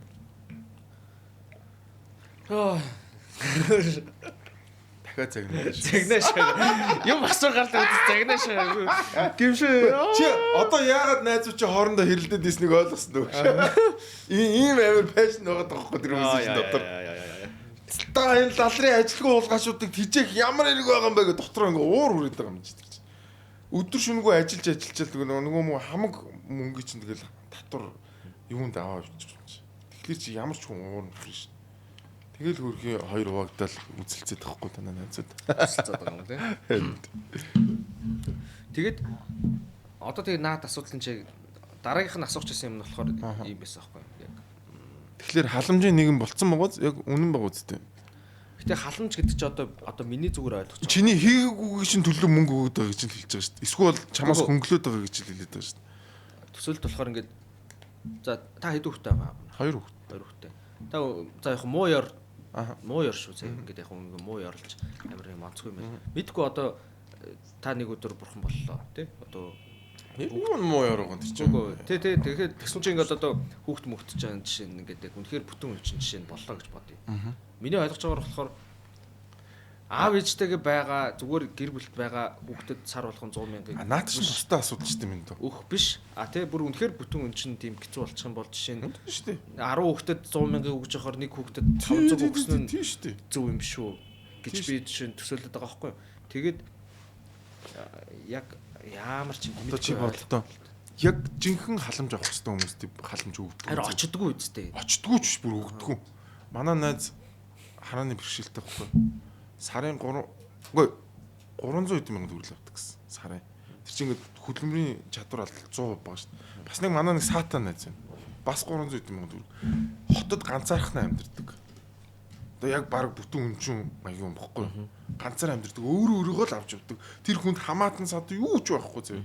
Тэгээ 300 мянга төгрөг. Тэгээ тэр залуу одоо юу гэдэг вэ гэхээр компьютер форматлж ингэж мөнгө олдог. Тэр хүн ингээд хөгжлийн бэрхшээлтэй ч гэсэн тэр хүн ингээд амьдрах гэж тэмцэж байгаа байхгүй. Яг жинхэнэ халамж хэрэгтэй хүмүүстэй халамж нь очтдгоо. Одоо тэр бүтэн үнчин гэж ярьж байна. Тэр хүмүүст хэдэн төгрөг өгч байгаа байхгүй шүү дээ. Гэтэл халамж авах ёсгүй хэдэн сая хүнд ингээд өдөр шөнөгүй халамж өгдөг. Тэгээд энэ чинь уг нь жинхэнэ авах ёстой хүмүүст нь өгсөн шиг өгөөд авах ёсгүй хүмүүсэнд болох ёстой үстэй. Энийг л яриад байна.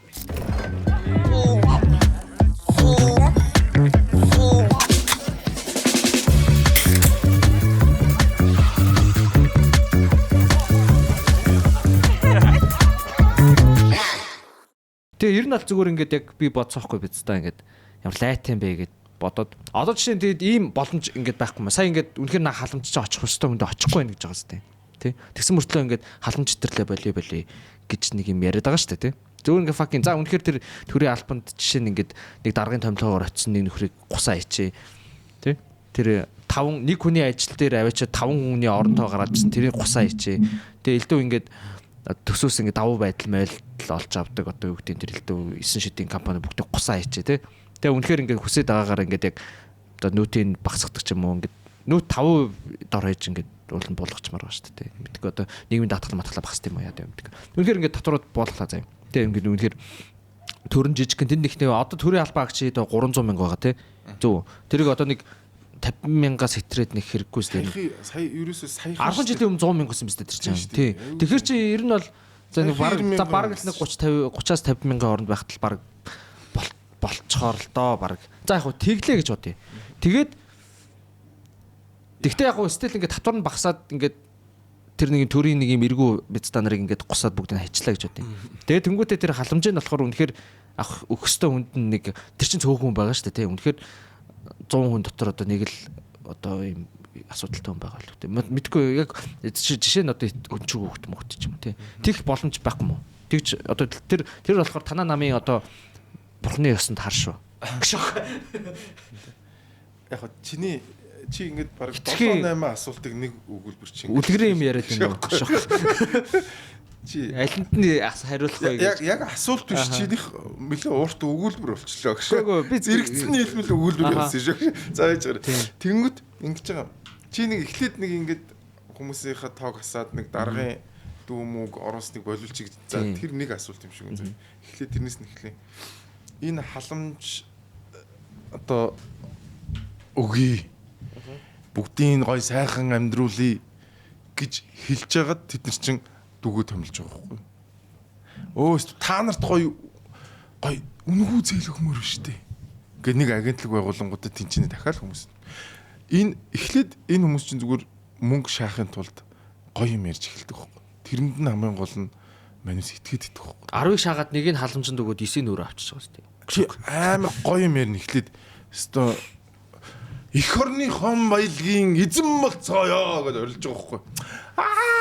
Гэж бүгдээрээ баярлалаа. Ойлал. Ямар гоё юм бэ? Би баялагтай эзэн Монгол болох юм байна гэж ангууд өөрийнхөө үнийг нэг уурхаг дээрэмдэж авангуудаа өөрийнхөө үнийг тавиад тэнцэнэ паразит боловсруулж байгаа. Тэр нөгөө уйлж исэн хүн дэр хизээч тэр мөнгө ирэхгүй. Тийм. Хань хамгийн гол нь юу вэ? Монголчууд халамжлуулаад байна гэдэг үгүй шүү дээ. Бид нар саруулгын хүүхэд маань 100 мянган төгрөг авч ийн улам илүү болох хэвээр гэдэг ингээд нөгөө үнэн шүү дээ гэж нөгөө үнийг сонгож байгаа шүү дээ. Тэгээ сонгонгуудаа нөгөө хүн тэднэр л маа писта гэж. Хамгийн гол нь ингээд бид нэг юмд хууртад байна. Ингээд гоё юм ярингууд нь тэрийг зүг гэж бодоод итгээд байгаа байхгүй. Sorry хизээч тийм байхгүй. Энэ бүх халамжууд юуны төлөө юм? Та нарыг яагаад халамжлаад, яагаад бензиний чи хямдхан байлгаад, яагаад ус дулааны чи хямдхан байлгаад байгаа? Тэр хүмүүс их мэдлэлтэй байхын тулд тэгж байгаа шүү дээ. Түнш та нарыг бодсондоо ерөөсөө биш байхгүй юу да. Тэ энэ хүмүүсийг бодсондоо биш. Дүүгээ тэнцээ тавьж паразитлуулахын тулд л байхгүй ерөөсөө. Нөгөө сонгуультанд явсан залуучуудаа бүгднийг нэг жижиг агентлийн дарга болгоод сонгуулийнхаа мөнгийг нөхөө дээрээс нь ашиг хийхин төлөө л байхгүй юу? Энийг юусоо олж харахгүй гүүштэй гэл маргалтал урдаас татврын өндөр байх хэвээр юм өстой гэж солиороод яагаад халамжлуулаа гэж мэгтэй. Үгүй ерөөс чиний наад чи бүр амар гинэн байна найзаа. Наад юм чинь юуны төлөө юм бэ гэхэлэр тэр бүхэл энэ том аимшигтай том данхар төрийн тогтолцоог хадгалж авч үлдэхийн төлөө болохоос хизээч чиний хүүхдийн чинь төлөө хизээч чиний төлөө хизээч тэнцээ байгаа тэр хөгжлийн бэрхшээлтэй өнчийн адуу хүмүүсийн төлөө ерөөсөөч биш ээ. Тэр зэмээ бүр Монгол ард түмнийхөө төлөө бүрч биш. Баялагтай эзэн Монгол болгохын төлөө ерөөсөө яваагүй надад чинь. Эсвэргээрээ өөрийнхөө хүнийг тэр уул уурхайн компани тэр их мөнгөн дээр аваач тавиад ганцаараа Монголд хаан суухын төлөө л явж байгаа байхгүй дээ. Өөр юу ч. Тэгээ сая хин баялагта хаан суухаа гэдэг зодон сая 2 сарын турш үргэлжлэлээ шүү дээ. Бүр сүүлдээ бүр тэ их адаггүй том зодон боллоо шүү дээ. Бүр утгаа алдлаа шүү дээ. Бүр ингээд цагаандаа гарч шүү дээ. Бүр ингээд цагаандаа гараад би ялвал чамайг шорондын чи ялвал намайг шорондын ингээд бүр хоёр талдаа гараад ингээд бүр арайч бидний нүдэн дээр шаалтсангүй.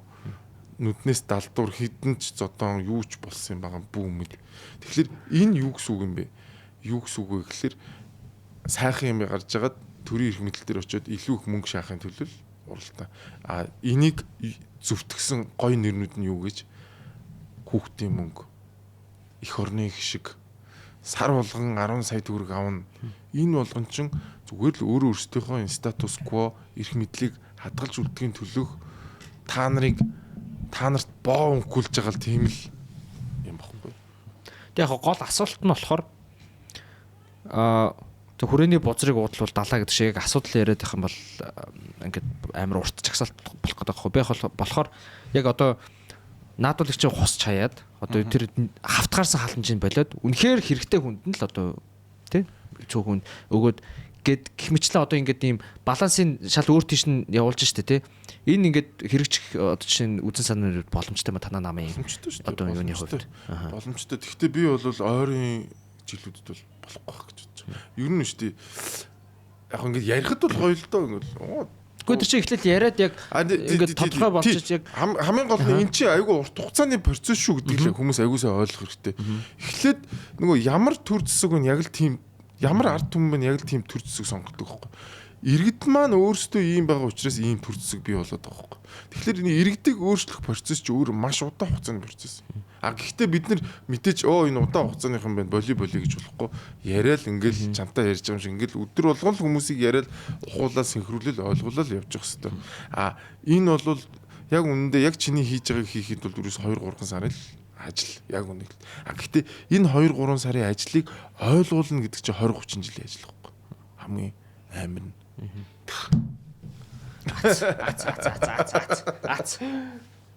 Одоо ах нь 15 дахь жил дээр явж байна. Ядаргаатай. Хөөе тэгээд амар юм. Одоо энэ ярьсан чинь сүүлдээ бүр залхуу өрөөд өөдгөр хөдлөөд ерөөсөн. Хөөе тэгээ амар энэ тэнийг юм бодогдоод ах юм. Зүгээр ингээд одоо манайх нэг хуучин нэг эзэнт гүрэн байгуулжсэн шүү дээ. Тэгээд янз янзын гачин одоо өөр улсын хүмүүсийг ер нь бол газ эзлээл тэгэл дорхноо ингээд захиргаа тогтоогод байсан. Тэгээд яг нэг амар яг мэдээж цэргийн хүч бол том нөлөө үзүүлсэн ингээл одоо дайн тулаандаа ялал. Тэгтээ ингээд нэг юм хоёр бас өөр фактор байсан юм шиг байна л да. Тэгээ нэг нь болохоор ингээд за хацмын чи одоо ямар шашнаа шүтнүү наа чи над падлиггүй. Одоо тухайд манайхан ч нэг юм бөөгийн шашинтай байсан шүү дээ. Тэгээд нөгөө нэг исламын шашинтай улсад очихороо тэр лам нарын одоо энэ нутгийн бөө юм бэ гэж боддог гинэ. Одоо нэг христийн шашинтай газар очихоор бас нэг санауртын ингээд зааж ингээ манай хааны төлөө залбирч байгаарэ гэсэн ингээд тийш явж нэг амар тэрэнд нэг халддаггүй гэх юм уу. Тэгээ хоёр дахь нь болохоор татвар гинэ. Орсыг жишээ нь ингээд эзлэхэд нэг Орос ноён тэр тариачнаас 10% татвар авч ирсэн бод манайхаа очсоо 2% татвар аваш. Харин яг тэгээд нөгөө одоо тэнд ингээд юу болох юм бэ? Чи дайсан ирээд тий тэнд одоо жишээ нь тариага тариад ингээд ацаараад байж байгаа ингээд нэг тариачин байгаа штэ тэр нөхөрт одоо яг үнэндээ тэр нэг Орос хаан байна уу Монгол хаан байна уу нэг тийм хамаагүй л байх юм шиг. Би тэгээд зүгээр ингээд орчин цагтаа харьцуулаад бодохоор одоо манай татварын бодлого зүгээр дээр үед ингээд морин дээр сэлэм эргүүлээд явж исэн нөхдөөдөөс 7 дор болцсон байна гэж байх уу? Байлгүй яах вэ? Тэр амар гоё гоос. Яг эзлэгчлээ гэж утсан чи харин ч ирчлээ. Юу энэ манай Игроос хамаагүй баг татвар шааждаг шүү дээ. Энэ муулгач маань үсэг шулж ийсэн юм шүү бай. Тэнгүүт манайхаа ингэж яах аюулгүй байдлын баталгаа өгч байгаа байхгүй. Та 2%-ийнхаа татварыг дүлдэхдээ бид нар чамааг энэ Игроос чи хамгаал. Энэ Иванаас чи бид нар хамгаал. Тэгээд яваад гэж байгаа. Нөгөө чи аюулгүй байдлын баталгаатай дээрээс нь баг татвар дулдаг болсон хүмүүс ч байсан. Баяртайгаар татвар дулж байгаа. Тэгээ амар бүр ингээд сонин зүгээр ингээд хүмүүс ч одоо ингээд ярьдаг ш тийм fucking харанхуу бүдүүлэг юм зэрлэг нүүдэл чинь тэнийг биз та нар те гисэн чинь ингээд одоо яг тэр хийсэн дайнуудын ч юм уу ингээд эсвэл хүмүүстэй яаж харьцаж чинь худалдаа ч модалдаа ч хүмүүстэй амар ойрхон тэдрээгээ тагнуул болгох нь ингээд татвар матурын тэрхэл дэлхийн анхны энэ чөлөөт худалдааны замыг чи одоо монголчууд хамгаалж аюулгүй байдлын баталгаа өгч байлаа шүү дээ. Монголчууд хэрвээ чөлөөт худалдааны тэр зам дээр ямар нэгэн байдлаар гэмт хэрэг гаргал юм бол алаа шүү. Алуул шууд хэрцгийлүүлж байгаа. Тэнгүүд хүмүүс айгаад наа замаар явж байгаа хүмүүст ирэмж болохгүй шүү. Айж байгаа. Тэсэн чинь одоо тэрийг одоо гэхдээ харьцуулахаар ацрангийн ацтаж ороод ац болов гэдэг юм шиг санагдаад байгаа. Fucking юу вэ? 50 баг таануудын тооцоод үзэхээр шүү. 40% татвар батар. 46% баг хөө юу яриад байгаа юм бэ? Наад Одоо ер нь хэд рүү явж байгаа? Одоо яг хэдэн хувийн татвар байна? Аль аль нийцчих гэдэг. Зүгээр ингээд айгүй наад захын ингээд жижигхэн бодолт хийхэд яг хөө нийгмийн даатгал гэдэг нэртэй ч гэсэн нэрсэн татвар болчиход байгаа байхгүй яг үндэ тэгвэл даатгал нэртэй татвар болчиход шүү дээ. Тэгээ ингээд цалингаас авж байгаа ингээд татваруудаа бодоод ингээд бараа бүтээгдэхүүнүүдээс авж байгаа татвар тий. Одоо бид чинь ингээд пивэн дээр хүртэл онцгой албан татвар, тамхи татгад онцгой албан татвар. Тэгээд бүх бид нар чинь 70% нь импортын бараа хэрэглэж байгаа. Импортын татвартай ингээд эднэрийг нэмэхэд мэдгүй баг ойролцоогоор 70% татвар төлөвлөднө. Яг цалин авч байгаа хүмүүс бол мангар өндөр татвар 70% гэдэг чинь амар өндөр байна. Бараг 70. Задаргаа нь одоо чинь яаж харах вэ? За 10% нь нөөт. Тий. За ингээд 24% нийгмийн даатгал, 10% орлогын албан татвар. Нөөт, 10% орлогын албан татвар. За тэгэнгүүтээ инфляцийг бид нэрээс боддог. Инфляц чинь бас нэг хэлбэрийн татвар шүү дээ. Инфляц чинь 10% байгаа ойролцоогоор. Жилд 10% гэсэн. Тийм, жилдээ 10%. Инфляц жилд 10% гэхээр одоо ингэж ойлгох юм. Одоо жишээ ингээд чи хадгалсан мөнгөнийхөө 10% шууд өнөөдөр 10,000 төгрөг жилийн дараа 9,000 төгрөг болж одоо тийм чадвар нь ацарч байна. Маш олон эдийн засгч хэлсэн мэт Том Соул гэдэг эдийн засгч хэлсэн мэт инфляц бол хамгийн адгийн татвар юм аа гэдэг. Нобелийн шагналт эдийн засгч Милтон Фридман бас яг тэгж хэлсэн мэт. Инфляц бол татвар гэдэг юм гаргахгүйгээр татварлаж байгаа нэг хэлбэрийг. Henry Hazlitt бас яг тэгж хэлсэн мэт. Татвар гэдэг бол инфляц гэдэг бол хамгийн адгийн татвар аа гэдэг. Ерөөсөө яг татвар шиг ажиллаж байгаа. За ингээд бодонгод бараг 60% хүрч байгаа шүү дээ. Энэнд биш дээ. Импортын татварыг оруулаагүй. Тусгай татваруудыг оруулаагүй. Нийслэлийн татвар ороогүй. Тэ? За тэгэхээр өөр өчнөө нөгөө лицензийн татвар ингээд өчнөө суутгал мутгал ерөөсөө ороогүй байгаа шүү дээ. Энэ байр орон сууц авж байхад төлдөг татвар матварыг би ерөөсөө оруулаагүй. Зүгээр ингээд тооцоолж 60% татвар. Тэгэхээр миний 70 гэдэг чинь бараг үндэслэлтэй байна шүү дээ. Ойлгомжгүй. Би одоо тэр инфляцийг ерөөсөө ойлгодог. Одоо хар ухаанаараа бодоход бол ингээд зүгээр мөнгө хэвлэлээ, мөнгөний нийлүүлэлт нэмлээ, тэнгуут ингээд юмны үн өслөө юу амар энгийнээр тайлбарсан байдیں۔ Нэгж бүтээгдэхүүнд ноогдож байгаа мөнгөн тэмдэгтийн хэмжээ өсөж байгаа үзэгдлийг инфляц гинэ гэдэг. Нобелийн шагналт эдийн засгч Милтон Фридман гэсэн. Хуучин энэ 5 төгрөгөнд 1 пип байдаг үчээ. Зах зээл дээр бодолт. Тэгэнгүүт бараа бүтээгдэхүүнийхэн тоо хэсээгүй мөртлөө мөнгөний тоо хэмжээ ихсчлээ. 7 болчлоо. Тэгсэн мөртлөө энэ бараа нь хэврэл байна. Тэнгүүд эн чинь эрэлт үүсэн шүү дээ мөнгө ихсэж байгаа юм чинь. Тэнгүүд энэ барааны үн ихснэ дээ. Тэгээд ялгаа авахгүй 1 пив нэг эрэл байгаа. Харин хуучин 5-аар авдаг гэсэн бол 7-оор л авдаг чинь. Одоо энэ үзэгдлийг инфляц юу болж юм гэхээр хуучин 5 төгрөг чинь үнгүүдж байна л гэсэн үг. Энд чинь 7 болоод үнгүүтж чинь гэсэн. Нэг бараа бүтээгдэхүүн ногдож байгаа төгрөгийн хэмжээ нь үнгүүтж байна л гэсэн. Амар энгийнээр ингээл ойлгочиход болчихно. Одоо тэгээд наа чин яг энгийн хүмүүст ч гэдэм үү яг ингээд хүмүүст бол айгүй тийм хохиролтой бууж штэ. Амар штэ юу вэ? Тэгээд яг тэрийг үйлдэж байгаа хүмүүстэй яг ямар ашигтай учраас ингээд дахин ингээд энийг 1600 оны сүүлд 700 оны ихээр амьдарч ирсэн. Бүр Адам Смитээс өмнө амьдарч ирсэн. Францын эдийн засгч Кантильон гэдэг хүн эффект гэд энийг олж харсан байгаа. Энэ яагаад инфляц хинд ашигтай байгаад идэм бэ? Энийг Кантильоны эффект гэж нэрлэдэг. Та бүхэн бас үзээрэй айгүй ингээ дөнгөж мөнгө хэвлэгдээд гарангууд нөгөө мөнгө чинь үн цэнэ алдаж амжиг байгаа шүү дээ. Зах зээл дээр 2 3 4 5 эргэлдэж нөгөө мөнгө чинь үн цэнэ алдсан шүү дээ. А яг нөгөө 5 бараа бүтээгдэхүүн бахад нөгөө юу ч юм байж байгаа. Яг дөнгөж зах зээл дээр мөнгө гарсны дараа үн цэнэ унаагүй байдаг. Хамгийн түрүүнд мөнгөнд хүрж байгаа хүмүүст хамгийн ашигтай байдаг. За хэн хамгийн түрүүнд мөнгөнд хүрдэг вэ? Төрөөс зээл авч байгаа хүмүүс. Банкуд засгийн газар өөрийгөө санхүүжүүлж байгаа тийм. Энэ хүмүүс мөнгөнд тэмдэгтийн үн цэн унаагүй хад авчдаг. А энэ хүмүүст амар ашигтай. Маш өндөр ашиг идэг. Яг оргоо харснаас мөнгө гаргаад ирж байгаа учраас гэсэн үг юм уу? Тэгж байгаа. Тэгэнгүүт нөгөө мөнгө чинь зах зээл рүү ороод 1 хэрэглээ, 2 хэрэглээ, 3 хэрэглээ, 4 хэрэглээ, 5 хэрэглээ штэ. Тэгэхэд аль хэдийн нөгөө мөнгөнд тэмдэгчийн инфляцид өртөгдөөд нөгөө үн цэнэгүй цаас болоод хувирсан байна. А энэ цаас хамгийн сүүлд хэн дээр очдөг гэж? Нөгөө нэг тэтгэврийнхэн, нөгөө ядуучууд, нөгөө ажилгүйчүүд хамгийн сүүлд нөгөө мөнгөнд хамгийн сүүлд хүрж байгаа хамгийн их хохирдог. Тийм учраас инфляцийн хамгийн муухай хорон тал нь юу гэхээр ядуучуудыг улам ядуурлдаг. Улам амжиргааны түвшний доошоор. Баячууд нь улам байж байгаа юм шүү дээ. Баячууд нь улам байждаг. Мөнгөнд хүрж байгаа хүмүүс хамгийн түрүүнд хамгийн хурдтай байж байгаа. Та нар хараарай. Одоо энэ банкнуудын ашгуудыг хараарай. Дандаа тэр бом гарна. Үгүй нэг их 80 гарангийн ашгууд хийсэн байгаа. Хамгийн өндөр инфляцтай байсан жилүүдэд хамгийн өндөр ашиг байсан байгаа. Тэгэхээр ийм учиртай байдгийг шүү. Тэгээд энийг кантиллионы эффект гэдэг. Кантиллион аль 1600 хэдэн оны үед ингээд ийм байд юм байна гэдгийг харсан. Тэгээд манай монголчууд одоо бол тэрийг олж хараагүй байна да. Яа, дэлхийгээс 400 жилээр хоцроо ядаргаатай шатсан ёо.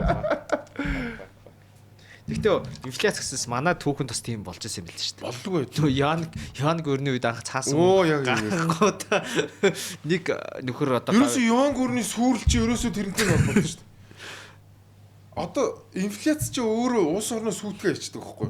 Энэ хэд чи энэ хэдэн мангарууд чи ингээд бид нар гоё ашигтай байгаад ингэж бодож байгаа боловч яг үнэндээ хамт ингээд энэ улс орноо хамтд нь сүрүүлж байгаа. Яг ингээд богино хугацаанд ашигтай.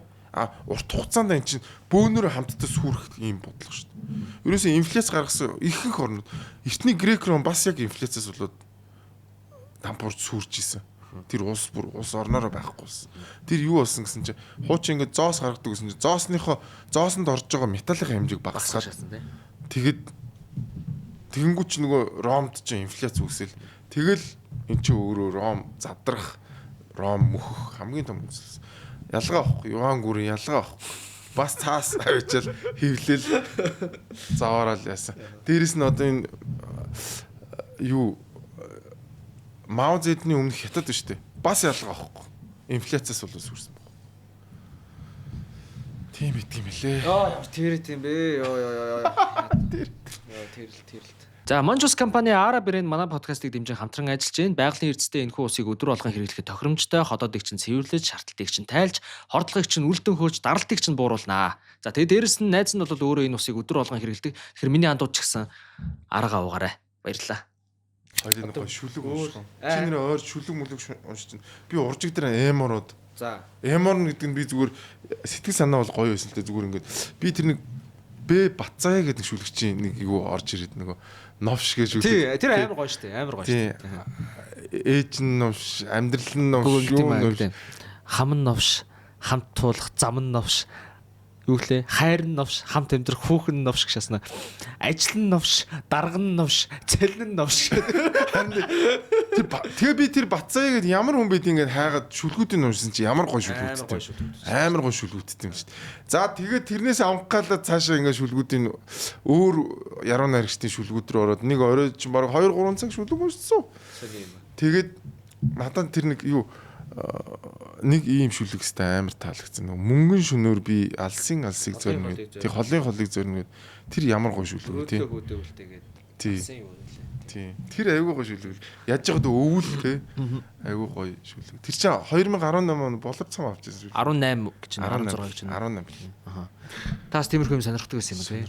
Миний одоо яг би болохоор таны чинь харахад миний шүтэж явдаг яруу найрагч чи одоо Данзангийн ням сүр шүү дээ. Би ням сүрэн дэстэй. 90 цавын Аа. Тэгээ би 90 цав гээл тэгэхээр нэг юм гоё тал нутаг гэдэг юм бол чи 90 цав гэдэг чинь нэг юм богоны буудал юм билээ шүү дээ. Өртөө юм билээ шүү дээ. Тэгэл чи яг нөгөө 4 цаг мах чи яг нэг ингээл амар гоё яцсан. Тэгээд нэм суранд би амар дуртай. Батцаягийн тэр шүлгүүдийг уншсан чи бас айгүй гоё шүлгүүдтэй. Би тэр номыг авч уншия гэж бодод. Тэгээ манай хим тэгэж явж байгаа нөгөө танаа нэвтрүүлгээр болсон Баясагийнхаа шүлгүүдийг бас гоё уншаад. Гоё ямаа шүлгүүд байж бас л. Тэр хүмүүс чинь нэг арай өөр ертөнцид харин Баясаа чинь бас манай найз шүү дээ. Би Баясаагаас амар хүндэлдэг. Танахаар орсон байсан. Оо ямар гоё юм бэ. Харин Баясаг чи яг нөгөө нэг 3 дахьт нь Америк явах гэжсэн байхгүй. Тэгээд баг нэгдхийн орой морой бил баг шүн орой байгаад юм хүмүүс ойлгохтойш билж байгаа. Би тэгээд дип хүмүүс шүү дээ. Харин би яг тэр хүмүүстэй ярихдаа жоохон сандраад заяа ер нь жоохон сандраа ингээд юм асууснаа өөрөө тэрэндээ хариулж бариулаад хацраад. Жоохон тийм бүтлгүүл юмнууд болоод байгаа. Яг явандаа гайгүй болох л үү. Би чинь бас тиймэрхүү ийм гоё мэдрэмжийн юмнуудад амар дуртай шүү дээ. Мэдрэмж амар чухал юм шиг санагдаад шүү дээ. Тэр уран зохиол гэснээс хөөе нөгөө нэг энэ 1984 мөрөв гэдэг ном байдаг шүү дээ. Тэр одоо яг хүмүүст ингээд сануулга одоо анхаарал өгөх гээд биччихүү эсвэл эсрэгээрээ нөгөө талынхын нөхдүүдэд баг ийм гарын авлага заавар маягийн үлдээгээд биччихв. Тэр одоо яг юм болчих. Яг нөгөө түрүү ярьжсэн 1900 оны их үе чинь тэр чигээрээ зүүнцсэн үе байсан. Англич амар зүүнцсэн, Америкч одоо бүр солиорол одоо тэр үеийн ерөнхийлөгч нар ч маар ерөөсөө 1913 оноос хойш ерөөсөө зогсоо заагүй зүүнийхээ социалист үзэлтэй ерөнхийлөгч гарч ирэл яаж байгаа. За тэгэл за Аз, Европыг бүр ярилтгүй те амар зүүнчсэн байсан. Тэгээд тэрний араас яг Англи явж исэн бохоо. Ерөөсөө тэгэл бүх юмыг төрийнх болгоол ингээл яадаг. Тэгээд нөгөө дайн гэдэг чинь төрийг амар томруулдаг. Тэгээд Жорж Орвел ч өөрөө BBC-гийн пропагандист байсан бохоо. Яг дайны үед. Тэгэнгүүт юун дээр гарч байгаа юм чи яг нөгөө нэг тэр нөгөө яг пропаганда хийдэг яамд ажилладаг нөхөрөөс тэр түүхүүдийг өөрчилдөг. Тийм тэгэнгүүт нөгөө өөрийнхөө ойрхон дүрээр госоо хийж байгаа. Тэгэнгүүтээ нөхөр ингээд энэ дарангууллын юм симптомуудыг ингээд харсан юм шиг. За дарангуул бол яг ийм симптомтой байд юм байна. Ингээд юм байна гэд тэл тэрийг л зохиолгоо гаргачих жоох. Тэгэд яг манай Англи улс яг энэ хэвээрээ явах юм бол 1984 онд ямар хөө болох вэ гэж бодож байгаа төсөл бичсэн. Яг тэрнтэй адилхан Ayn Rand-ийн юу гэж зохиолгоо? Anthem гэж зохиолгоо. Тэр бас яг тийм ер нь яг тиймэрхүү хүмүүсийг ингээд дугаарлж дуудаж мууддаг болсон тийм төгс коллективист нэг юм болцсон. Тэгээ нэг хүн гэж байхаа болоод юм зөвхөн анги нийгэм гэж байдаг болсон. Тэгээд нөхөр 705 гэж дуудаж мууддаг болсон. Яг л хүн нэртэй болчингууд айгүй юм индивид болох гэдэг байхгүй. Бусдаас өөр болох гэдэг. Тэгээд чи болттой адилхан. Та нар мэдхүүгүй дээр үед энэ бүх сургууль бүх дэлгүүрүүд бас яг тиймсэн. Тийм одоо гадаад мадад очингууч бүгд ингээд өөр нэртэй шүү дээ. Одоо зүгээр 50 дугаар дэлгүүр 4 дугаар дэлгүүр гэж яриад байгаа шалтгаан ч тэр юм уу тийм шүү дээ. Одоо ингээд Америкт очингууд бүх дэлгүүрүүд ч одоо чи Costco ч гэдэг юм уу тийм нэртэй байгаа шүү дээ. 157 гэдэг нэр дэлгүүр Walmart байхгүй. Walmart ингээд бүгд тийм нөгөө юу мүү гэл ингээд Франц гэлдэг чинь тэр сая сүүд Монголд ороод ирсэн. Ийм тэгээд 7-Eleven тэр гэл байгаа шүү дээ. 7-Eleven ч тэгэхээр тоо юм бэ. Тэр нэг юу байсан ууран суусан паян гэд кинод шүү нөө нэг үгүй яагаад вэ нэг нөхөр найз нь Ленинград нисчихсэн чинь орой найрхууж байгаа. Тэгээд чи амар тэнэг ингээд яг өөр хотод очиж байгаа чинь ингээд хаягаа хэлсэн чи яг адилхан байранд бүр төлхөөр нүртэл таарад орж мараад. Харин социализмын үед тийм л байсан шүү дээ. Гэтэ бас энэ одоо энэ манай дунд сургуулиудад бүгд тооттой шүү дээ. Одоо гадны сургуулиуд чинь бүгдээр ингэ нэртэй шүү дээ. Өөрсдийн тим нэг Кристиан сургууль мургуул гэдэг ийм нэртэй шүү дээ. Гэтэл манай чи яг нэг социализмаар 57 58 59 гэдэг ингэ 48 47 49 50 51 гэдэг ингэ явчихж байгаа. Энэ чинь одоо социализм үе шүү. Зүүнний одоо үзэлтэй хүнтэй ч юм уус ярил бас амар сонирхолтой байж магадгүй. Ер нь зүгээр одоо та ингэ хоорондоо ингэ үзэн ядалцж байгаа хооронд ингэ тийм мэтгэлцээд болтго юм уу? Мэтгэлцэл явж байгаа шүү дээ. Тийм. Өдөр болгон баймаа мэтгэлцээ. Гэхдээ битгөө одоо энэ битгөө нэг сайхан эндэр мэндэртэй. Би л нэг үзэн яддаггүй шүү дээ. Тэр чинь тэр хүн юу н ямар үзэлтэй байна уу тэр хүний л асуудал шүү дээ. Тэрийг нэг үзэн яддаг юм байхгүй. Би бол энэ нөгөө илүү бодлого гаргаж байгаа хүмүүстэй л илүү гөлөгнүүдийг үү. Тий яасан тэр түүнээс тэр Молор Эрдэнэ тэр марксист байжгаад секс дуртай болсноо тэр надад мада өрөөсө хамаагүй. Юу яриад. Үгүй ер нь тэр мөр бол тэр хүний хувийн асуудал. Тэр марксист байна уу, либерал байна уу, либертариан тэр хүний хувийн асуудал. Тэрийг би бол үзэн ядах ямар ч шаардлагагүй ч. Тэрэтэй юм те. Одоо тэгээд тэр чинь амар бид чинь эрхчлүүдийн нийгэмд амьдарч байгаа хүмүүс яагаад социалист байж болохгүй гэж тийм үстэй. Тэр хүний хувийн бодол шүү дээ. Тэрэнд нь ингээл амар халдснаа. Тийм үстэй. Тэгэл та ч өөрөөсөө муу сайн зүүнтнүүдийг хараагаад байдаг гэсэн. Тэр эднэрийг хараач байгаа. Дарга нарыг эдрийг муу зүүнний бодлого явуулдаг муу коммунистууд л гэж байгаа. Түүнээс тэр гудамжинд байгаа батаг заавал тэгж хэлээд яах вэ тийм үстэй. Сонирхолтой маш сонирхолтой. За цаг дуусах болж байна. Одоо төгсгөлт нь одоо яг юу гэж дуусах бол гоё шаах вэ? Одоо зөв хав ингэж байна. Ингээд энийг бол зүгээр гоё орлоод дуусгах юм уу? Орлоод уу? Нэрэ төхөгш.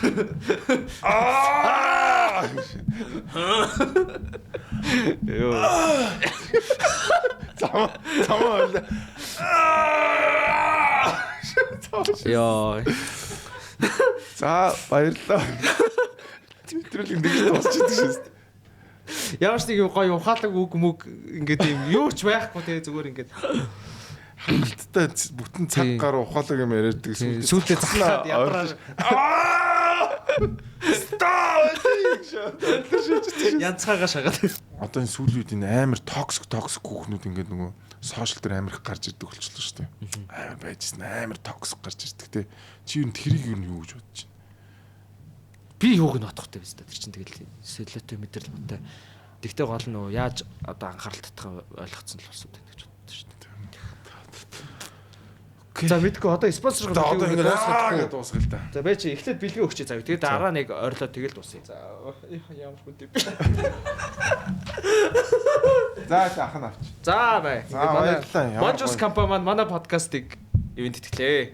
За баярлалаа. Дахиад нэг Жүүсээ сайхан унаа. Уушигны цэник, уушиг цэвэрлэх бэлтмэл одоо агаар бла бла бла тий. Уушга анхаарны анхаарахгүй бол одоо огчнэ гэж байгаа юм. За баярлалаа. За тэгээд пи уух талтай. Мэдээ. Уусаа дандаа пи уугаад ддэг. Тийш үү яхан пи уух. Гэтэ он гартлаа яага уухгүй. Уу яг ах нь архины хэрэглээ арай ихтэй. Арай ихтэй юм. За хүн архичин болчвол бас тийм үү. Яг энэ логог нь ингэж ийшээ харж. Домо аригато. Харагч нь уу? Өргөхүү. Ингээд Asahi Super Dry Asahi Домо аригато. Намашоки. Хузямашта. Ос. Училтын энэ дотроос нь авцсан байж тээ пиг нь.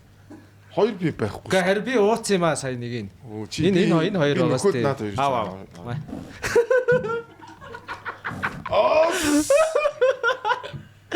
Атсан бомбо. Яах вэ? За одоо яг төсөлтөө яг нэг ингээд подкастын хүрээд дууслаа манайхаа ингээд одоо орилоод дуусах уу? Яг ингээд яг жинхнээсээ яг нэг 1 2 3